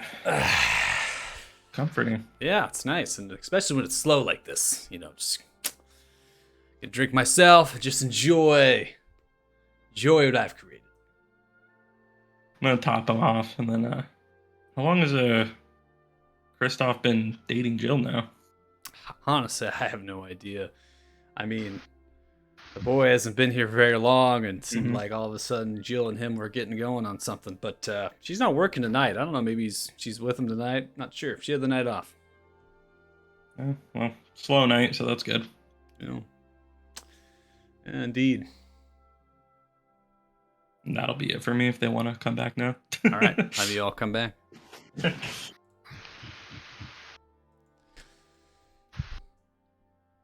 Advance it some time as well.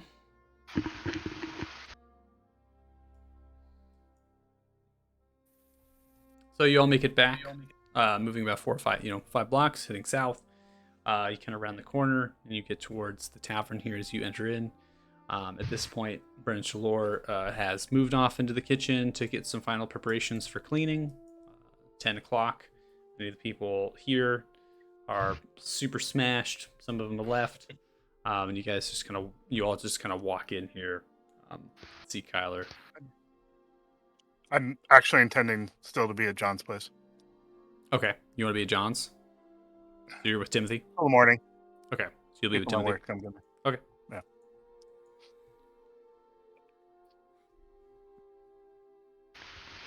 Find anything out while you were up here? Some stuff, not a lot. What about you guys? Started on the plan to deal with, and well, not necessarily deal with, but to speak to and interrogate the two individuals. We're basically going to try and split up between the two and trying to get them apart to see if their stories match. Gotcha. I found out Fremar came into town about 5 years ago, and Christoph only a few months ago. And clearly something's off with that one. He's being questioned about whether or not he knows much about his job. So a little shady there. Would you be alright tomorrow accompanying CJ and I to intimidate Fremar into possibly speaking? Because he does seem like a quiet type that will likely refuse to say anything. Yeah, we'll try talking, see what he finds out, or what we find out. Yeah, why not? In that case, I'm ready to rest for tomorrow. How about the rest of you? Any other business? None. Okay. So we'll go ahead and do a long rest here. I'll go ahead and advance it to the next day. How's the plant growth going? Let's go until 5 in the morning. We'll come to about 5 o'clock in the morning here. Change. I'm going to go ahead and move some stuff around. And then I need Kyler to roll a perception check. Okay. Dubs. Nice.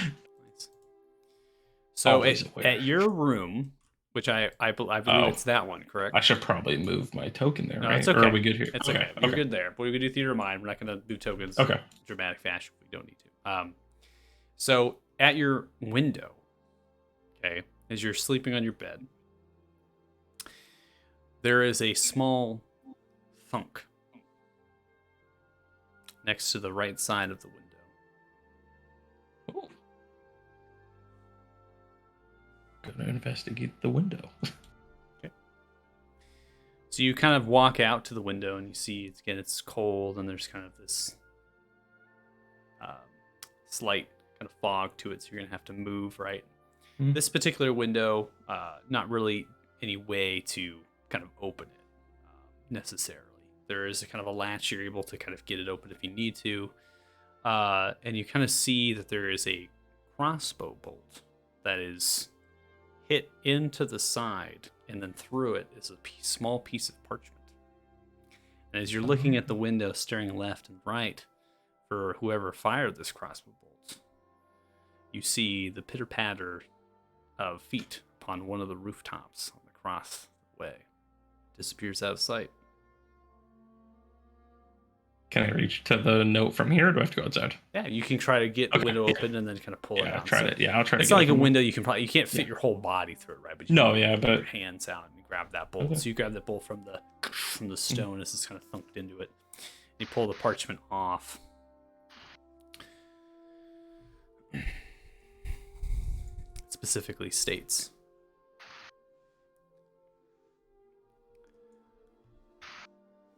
"You've gone digging. I hope you've been successful. I believe something's afoot. Come see Marvin at the Rudikar."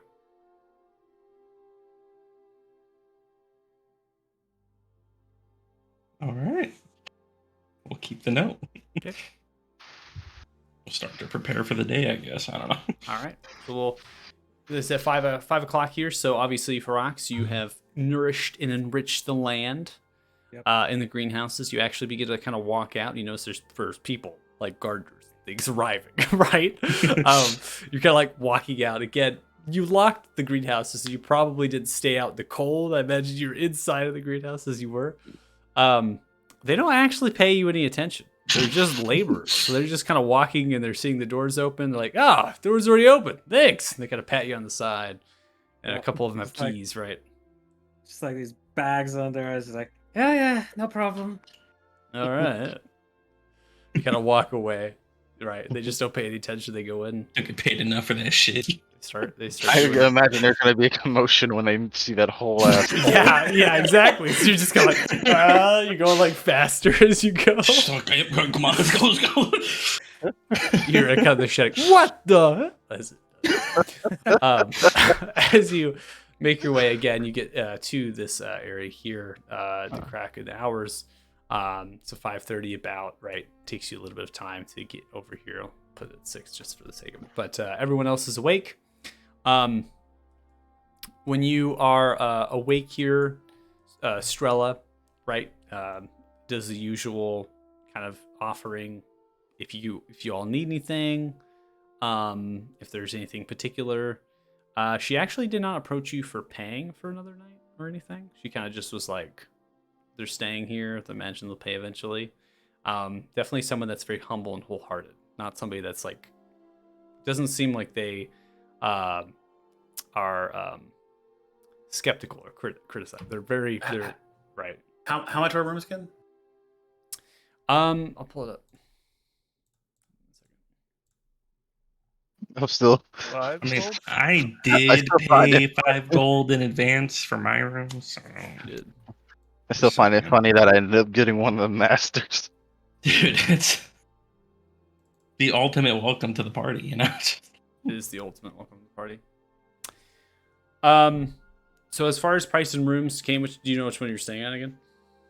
I was staying in one of the medium rooms, so not Oh. the master suite, but the. The meaty one? But Yeah. how much for each of the, for what we have as a group? Oh, How for much like a whole group? for whatever we have already. Yeah, so for a whole group, if I remember correctly, it would be just about 70 gold pieces A night. for the whole group a night. Yeah. All right. I'm gonna go ahead and pay for the week for Okay. all those up front, so she's good. Okay. So that's what 490 gold. Yeah. So she's super grateful, right? Not someone to like bug anybody, wants to help, be helpful, get everything in. So she does the same routine, offering breakfast in the morning. You need a bath, is able to draw you water, heat it up for you. Is making sure that you all are accommodated. The smell drifting from the Mountainside Tavern, indicating that there is breakfast being cooked of something roasting as well.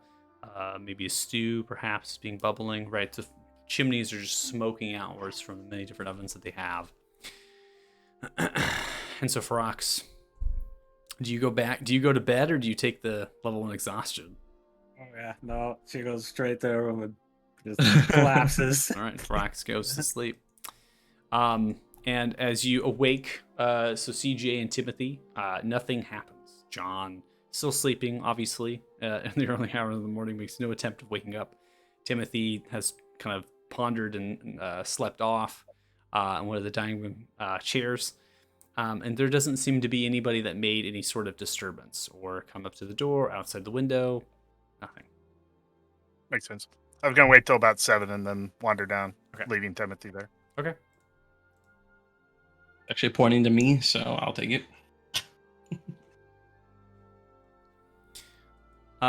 So what is everyone doing in the early hours of the morning as we go ahead and advance time? Gonna just wait for everyone to group up, share my news. Okay. Yeah, I call for a bath, do that, get dressed, and then make my way over to the Yeah, tavern. I think I'll be at the table. All right. So I'll go ahead and I'll just advance it to 7:30. So CJ, go ahead. You have came back. Timothy's still over with John. And you all are made your way to the table. Brennan is distributing food, right? So he's kind of moving around, offering breakfast. Definitely seems to be more on step this time with breakfast with everybody here. One Maybe thing because to he wasn't getting the sneaky link. Yeah. One thing to note, Jill is not here. So Jill's not taking order or anything. It's Brendan. Still not here. Still not here. Oh, not. Brendan here? But Brendan's here. He's making his way around. We'll say that Boy. he's there with you. Maybe ask him if Jill's working Yes. today. Oh yeah, Jill is definitely working today. In fact, she hasn't showed up. She was supposed to show up an hour ago. Unfortunately. You seen Christoph? I haven't seen Christoph. I mean, she's young, and they're obviously in love or something like that. I mean, I got to give her the benefit of the doubt. Being young, alive, it's just a job, right? Yeah. She seemed like a conscientious worker. But yeah, she's young. All right. Do you So know if where she lives? I don't know where Jill lives personally. If I recall, I think it's obviously with her dad, Fremar, maybe 3 blocks east of the Commoners Guild. They have a nice little 2-story house. Oh, Fremar likely will know if he lives there. Why she didn't show up? Maybe you should go ask. Yeah, maybe. As you begin to have conversation about this, you see Jill, who is moving down the street, headed east to west, appears to be kind of crying or sobbing. She makes her way back to the back door, kind of goes in. Immediately, Brendan's like, they're just like staring at this, like, I'm gonna go check on Should that. probably deal with that. Yeah, all right. That's I'm bad. gonna hold my note out. I was awakened this morning with a crossbow bolt shot at my window, holding this note, saying that we've been digging and to meet with Marvin at the Rudikar. Do you know who it's from? Nope. Someone on a rooftop shot it and scattered away. It doesn't by chance match the Lord's handwriting that we saw right the other day. No. Good. And Rudikar is for you, Kane, being in a Thema before. Rudikar is a thief's guild. Oh. Right. Oh, Also, there it is. we saw handwriting from Christoph when we looked at the bill of sale, I'm assuming that was in his handwriting. Yep. Does that match that? Does the writing of Christoph match the writing on the note? Yeah. No. Got it. It says we were digging or you are digging. It just says you've been digging, right? Yeah. You've been digging. Okay, yeah, it just says you've been digging, which could be directed at just me or all of us. But I like Yeah. to think of us as a unit. A singular entity. Are you anyone interpreting this as we've been digging into the greenhouse or digging? That's the only thing we've dug into, right? Yeah, That's so perhaps about we it. Well, stop by there first instead of going to the Commerce Guild. I'd say Yeah. that's a good idea. just a quick stop. Get more by. information before we go and press our luck. Maybe it could be helpful. Is this a threat? This note, or No, I Not. feel like most threats don't tell us to meet with someone. Yeah. I mean, it could be, but we got Kyler, so we're all right. God damn it. Could be. Tyler is the Nah. muscle. I'm more than my muscles, guys. No. I'm more than my massive No. brain, guys. No. Just- Damn. No, we all have our strengths.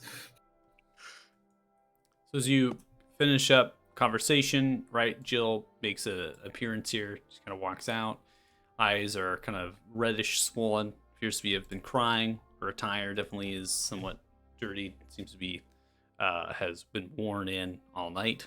She's kind of making her way around the table. Doesn't say anything. Just kind of sobbing a few times as she's like refilling and setting down food. Breakfast. Jill, well, that's not correct. Will you be okay? I'm fine. Nothing's wrong. Child, I may be wearing a mask, but I am not blind. Why? I mean, things are not great. What's wrong with you? It's Christoph. yeah, of course. Yes. He can be mean sometimes. So How so? so He seems like a charming lad. he, of course Sarcasm is strong. he's charming, but he has such an innocent side to him, and I always ask questions, and he doesn't like when I ask questions sometimes. Oh, Mm. what kind of questions? Just ask about his past, his parents, where he comes from. He has a very troubled childhood, a lot of things. He doesn't like talking about them. And then he gets angry and mad. I just wish we could have an honest conversation. But what does he do when he gets mad? I mean, it doesn't hit me or anything, if that's what you're wondering. Just, he seems to go to a different place. In his mind, maybe, I don't know. Just checks out. Sometimes he walks No. away, slams doors. The edge is just cutting me really deep.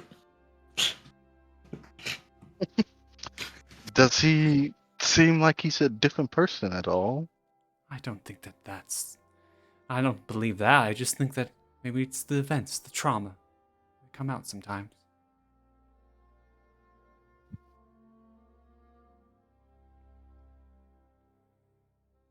Well, make sure you take care of yourself. It's Will. easy to get caught up in other people's needs and to neglect your own. I know, Drink lots of wine. He said you know. something, I just don't know. What'd he say? He said that we needed to break up. Oh, Oh. that's horrible. He said that Did- it was necessary. He said that he wouldn't be here for very much longer. You've been here for a few months, though, right? Did he say why? Where's he No, going? He didn't say why. Didn't say where he's going. I asked. He got angry. Just wish he was so special to me. Well, maybe we can talk to him and make him change his mind. I mean, if you could do that, I would be very grateful for that. I don't know. He seems so headstrong sometimes. Do you have any places where you guys would meet up?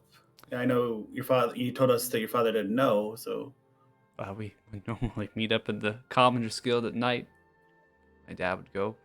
I would just say I'd be working late at the tavern. Well, how would you get in? Wouldn't it be locked up at night? I have a key. Well, you wouldn't mind us borrowing that to help get Kristoff back on board? Oh, that would be wonderful. I could let you borrow it. Oh, thank you, Jill. We'll definitely look into this. All right. She takes it like around her neck, a key, and she like sets it down. There you go. Give her a Appreciate gold it. piece. I don't need Buy any yourself, coin. buy yourself something nice. No, I don't need any coin. You've all been very helpful, very I supportive. already took it out of my inventory, Jill.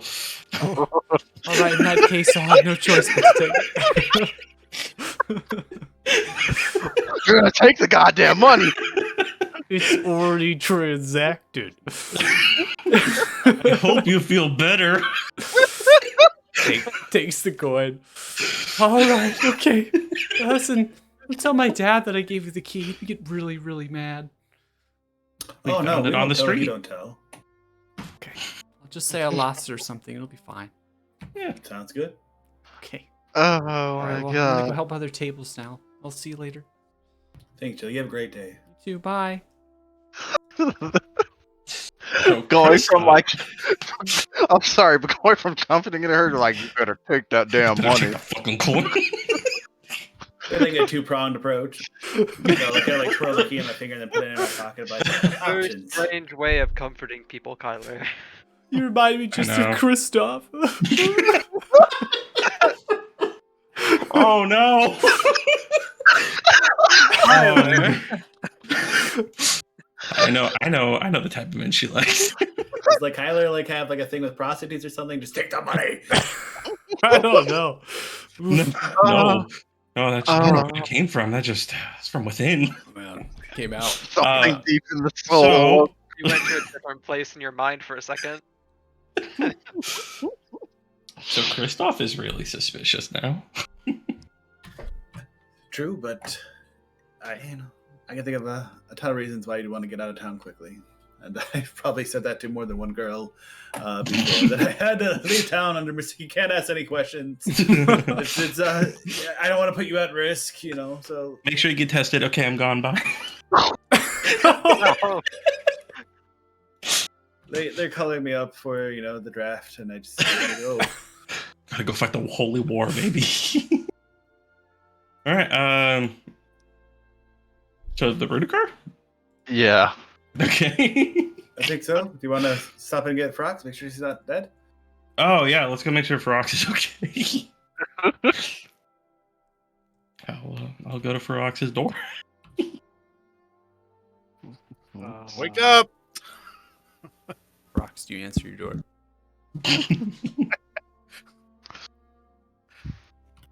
Kyler, she's having trouble hearing you. Oh god. Yeah. Doesn't have to anymore. You answer the door? Yeah. What? Eat a good berry. You'll be fine. Hey. The cure We're all. gonna go to the Rudicar and investigate some stuff. You okay? Kind of looks at you for a moment. I'll get back to you. After a few more hours. Yeah, no, okay. All right. Slayer.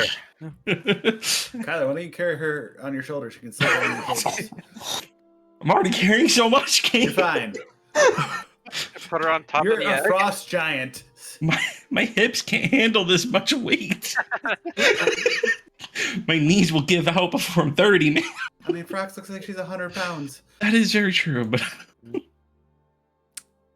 maybe we'll write her a summary of what happens.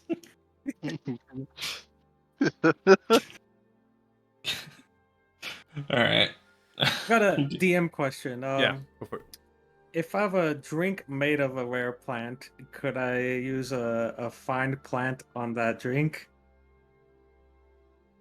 Sorry, say that again, what you just said? So, for example, I have this flask of Silborg. Yeah. Right? Yeah. It's made from a rare plant, Silborg. Yeah. Could I hypothetically give Kyler like a small flask of it, and then later on, if I wanted to find him, cast find plant on Silborgs and find him? Yeah. Fine. That's You what wanna- I'll do. Keep this on you. I'll find you in a bit. Sweet. 12 hours later. He might drink it. That's very true. You could drink it. All right, so we are headed to Rudikar. Yes. Okay. All right, so activate city map, ping the stream view. So you are heading to the Rudikar as you head down from a small market area, town square, if you will. You begin to head south. Now, what becomes very interesting as you're moving, there seems to be two figures in hoods that are somewhat following you at a distance. They're not making themselves stealth. They're just kind of following you about 20, 30 feet behind you. They appear to be short. They are still medium-sized humanoids, but they're stocky and stout and short. They're kind of just like cloaked with hoods on. They're kind of just like walking through the crowd as you're navigating through the street. You get about 3 or 4 blocks, and then you hear a whistle from an alleyway to your left. People are pushing past you, moving. I turn my head to the left and look down the alley. What do I see? So you look down the alley, you see a few different crates and barrels. Coming outside of one of the crates is a shadowy figure having a smoke of a pipe, kind of blows it out. Begins to move his hand like this to tell you all to come into the alley. Suspicious at all. I'd go down the alley. Hand on dagger. About 15 or so Catches feet me. into the alley. Not like full on in, down the whole thing. Dark Make your alley. way. Stab, stab, stab. There's a 2-story structure to the left, then a 1-story structure to the right. They're both made of brick stone, kind of protruding up. The alley itself is very small, roughly 4 feet wide. So these barrels are kind of moved between. So you're going to have to like squeeze through, right? As you're kind of coming down to this person's position. Now, when you get into the alleyway, what becomes apparent is the hooded figures that we're following, they kind of stop, and then they move to some of the adjacent buildings on either side of the street, and they kind of just like lean up against them, and then they light pipes. Now that you're coming into visible range, you're able to see some of their faces. They appear to be dwarfs with kind of bushy oranges or auburn beards, and these kind of painted black around their eyes, almost like raccoons, where they're kind of painting around like this, and then they have some tattoos on their cheeks of dwarvish runes, and they're kind of just like smoking as they do. They're kind of lean back on some of the businesses and things that are there, and then you get to the person in the alleyway, and this person takes the hood off completely, and appears to be a dwarf as well, but very old. In fact, this dwarf, you imagine maybe 50 years to death of their kind, right? That's like the maximum lifespan of a dwarf. There's wrinkles upon its face. He has a beard that's auburn as well, that's braided in twin braids coming down. He has a large gash going across his left eye, then an eye patch over it, and then has a very interesting runic tattoo that crests over here to the forehead. His head is completely shaved bald, and there's many different runes all over it, right? Just dwarvish. He's kind of smoking the pipe, right? And he takes another puff, and you make your way to the alley, and he kind of leans against the side. I'm Marvin. Glad that you got the letter. Subtle delivery system. Well, it's the only way to do it around here. It's a lot of eyes. Can't be seen with you. It's down the alleyway a little bit. I know you said to get to the Rudikar, but make an appearance at the Thieves Guild might not be the best thing, you know? What'd you need? Something's been afoot. Disappearances. I've seen the Wrangler Uku investigating. I may have once or twice offered my humble opinion on the matter, but of course, I was not welcome. And what is your humble opinion? My humble opinion is that these disappearances are not disappearances but murders. Yeah. Smoke just like fills the alleyway. Holy shit. You mind if I get a drag? I kind of hands it over to you. It's puff, puff, pass, guys. Take a smoke and pass it back. See, I sent some of my individuals in to investigate after I talked to the commander. He said no. We broke in, of course. We started doing some digging. There's something off. Everything was put back far too neat. Seems someone has a very subtle hand. That Who in the Randall city- fella. Sorry, you were saying Ah, no. Go for it. who in the city has such a deft hand? That's what I would like to know. It only come from my people. Anybody associated with the Rudikar would have these talents, but no, this was not that. See, when I went to Randall's house, there was a flaw. Slip up. It's magic. What do you mean? No fingerprints. Dusted them, doorknobs.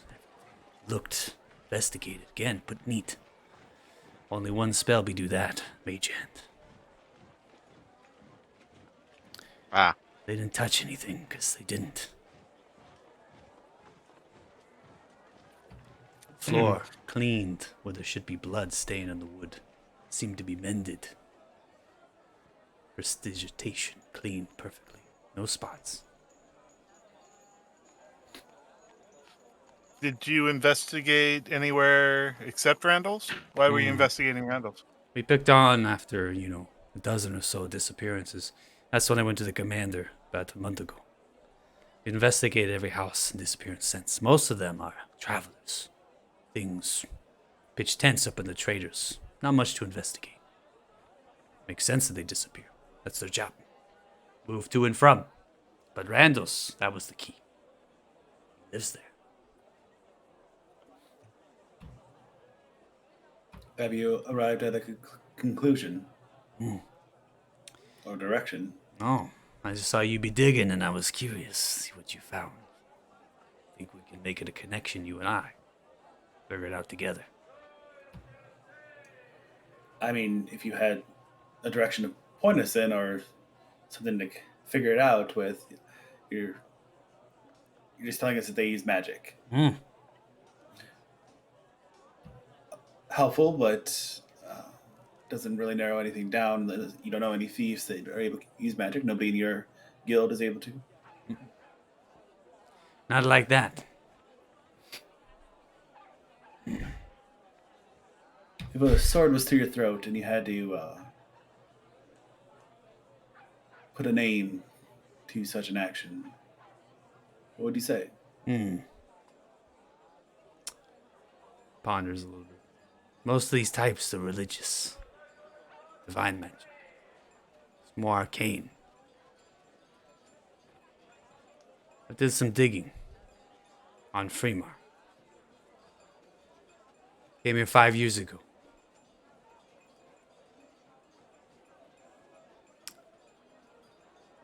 But his last name not be correct. Talk to the head priestess Faria. Ask her about Gular Burlu. Type for me. Takes her to the drag. How'd you come across this information? The Rudikar is not just an Othema. We have people elsewhere. I thought it was strange that someone would just come here and want to take so much. Especially the Commoners Guild. To be good. Good here. Push back the nobles. Get back to the people. After Fremar took over. No. More noble purchasing. More estates. More people pushed out.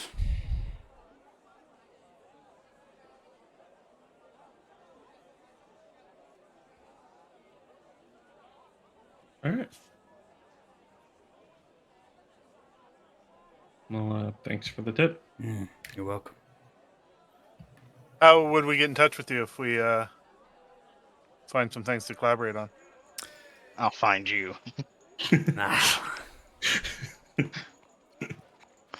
If you need something in your window, light a lantern 3 times. Open shut. Send us the signal. We'll be watching. We'll keep an eye. Make sure no one takes you. That would be bad.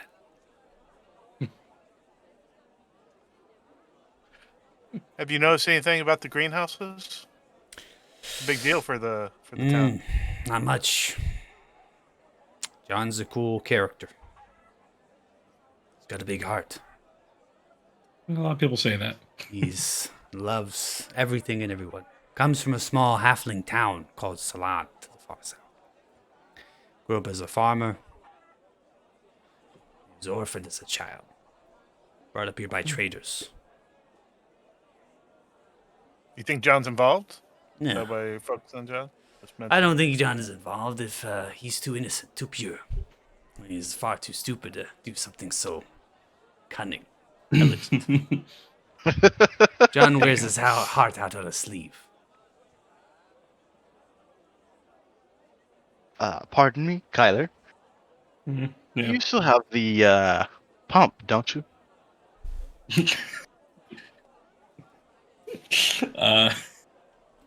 I feel like I wouldn't have the whole thing, but maybe broke a piece off, so I'd have to carry the Yanked whole it F. out the ground. You Yeah. yanked it to the point where we could But- see the water below. But You I have- feel like carry that. Yeah, sure, I'll present the pump. Present the pump. Gular. So the name to talk to the head priestess Valeria is Gular Berlu.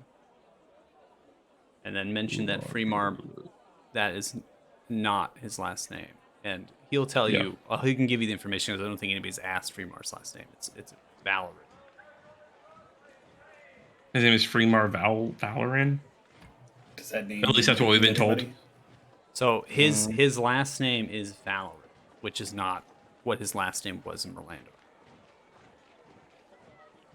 So he changed his name.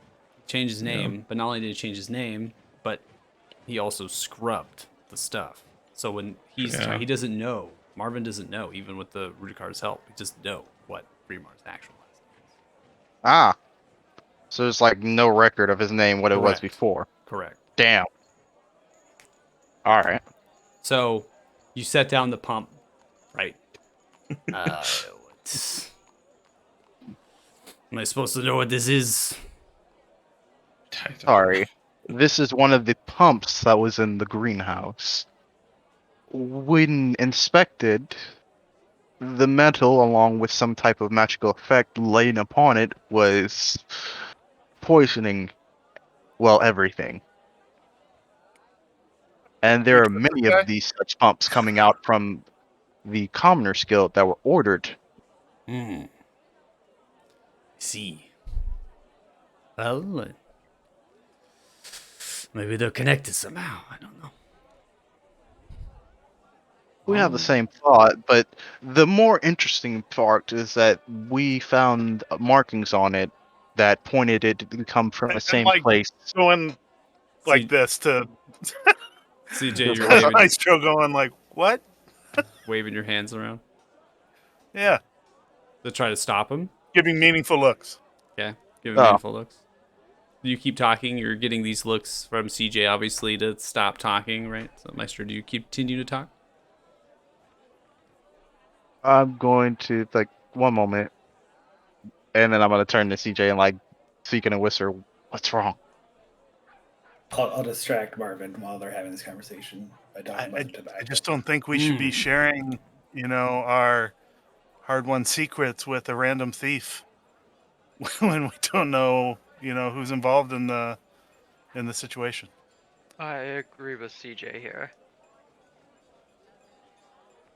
Just a I thought. mean, I won't say you're not wrong, but the more hands on deck, even though we might not trust him, he contacted us about more information to give to us to work on another matter we were going to be investigating it.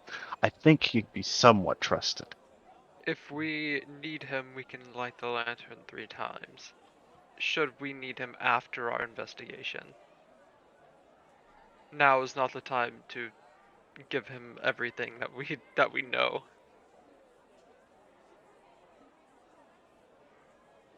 So where'd you get this tobacco from? Hey, this tobacco. It comes from off island. It ran on by the Golden Hand. They brought it into Olathe. It's nice. It's good stuff. Warms you in the The chest. hand, huh? Wait, Yes. hold up. I'm sorry, did you say the golden hand? Yes, the Golden Hand. Pirates. They're good at running the embargo. You wouldn't happen to know a certain individual named Captain Morgan? I love it. Oh, I love the reaction. I know him really well. I thought you were going to say Captain Jack Sparrow. Captain Morgan. Might know of the name. Oh, I believe he runs a ship called the Black Rat. Huh. It's in port in Lathan currently.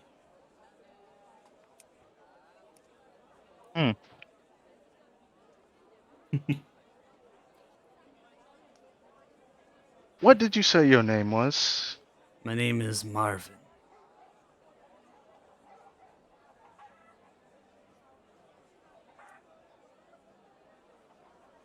I think we shall be speaking later, Martin. So we shall. Listen. Hey, Marvin, do you have a Yes. list of the people who've disappeared? Takes a smoke. Why don't you just go to Commander Wrangler Uku, get the list? Thanks. Be wise. That way you're not investigating these people. Commander finds you. Wonders why, you know.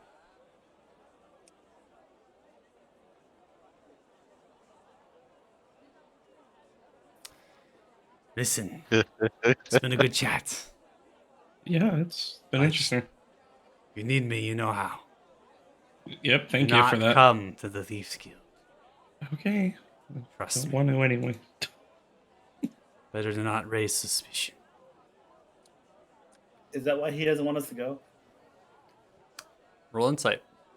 Yeah, I was gonna say, is anybody gonna roll insight? Buckets. 21. He seems fearful if you go there. That whatever you have done, given the fact that he has investigated this for a long period, same thing with the commander, even longer, that how much work that they have, how much little work that they've done, right? How much little evidence that they found will be for nothing. As that will just dissipate away, right? So trying is just fearful of that. Not necessarily that you can't come there and be there, right? In fact, it might not do anything, but that caution is there, and so there's no sense. They make their way into the drift all the time. They're there by the Stormy Inn all the time. They're around the city, so it's like, why go there and raise suspicions? We can meet other ways. No worries, Marv. Come on. We'll contact you if we need you. Sounds good. Farewell. Thanks, Marv. Works his way back through the alley, cuts right, about 30 or so feet. Two shadowy hooded figures have moved away from their positions and continue to walk down the road to the south, and you all are left there in the street.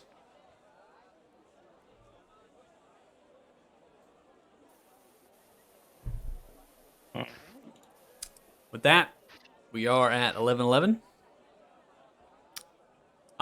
We can continue. I don't mind pushing later if you all want to continue the Commoners Guild. Do some talking, investigating there. I'm not sure how much time that's going to take. Depends on the questions and what you're all intending to do there. We could always break here, pick it up next session. It feels like a good break to me, but Yeah. Good Good break. one. Cool. Yeah. That's fine. Okay. All right. Go ahead and calculate some experience for y'all. I'm leaving this damn pump here for now in the alleyway. Just literally dumping it. we need Heavy as evidence hell. when we go to Wait, no, Taco. hold up. No Hold one's up, gonna be hold able to up. move this thing. Hold up. I'm gonna slip the punk into my bag of holding. There we There you go. Yeah, that's useful. Thank God, dude. That This way we dragon know egg when we is go so talk to heavy. the Lord, we can be like, these pumps. In case like we go back and the greenhouse is all changed out or something. Just Dragon egg weighs like 137 pounds, man. Ain't you strong? I Stay strong. mean, if you really need to offset some of that, I could just put it in a bag of holding for now. I might consider. Open the bag of The holding. egg Egg is hatched. well, then the dragon's dead. All right, so I calculated to 1,220 experience each, given by the rolls as well as the role play there. Should put you at, because I think you're at 118. So you're 19,940, I think. Is that correct? Concur. Yep. For rocks with the 19,940. We had obviously some great investigation, a lot of role play there. We didn't have as many skill checks this session, this last session, but we had some good investigations and there's some questions and stuff over the dinner party. So sleuthing. we'll go ahead and close out the session. We'll close out the stream. If you're watching, thank you so much. Appreciate it. We'll see you next week. Bye.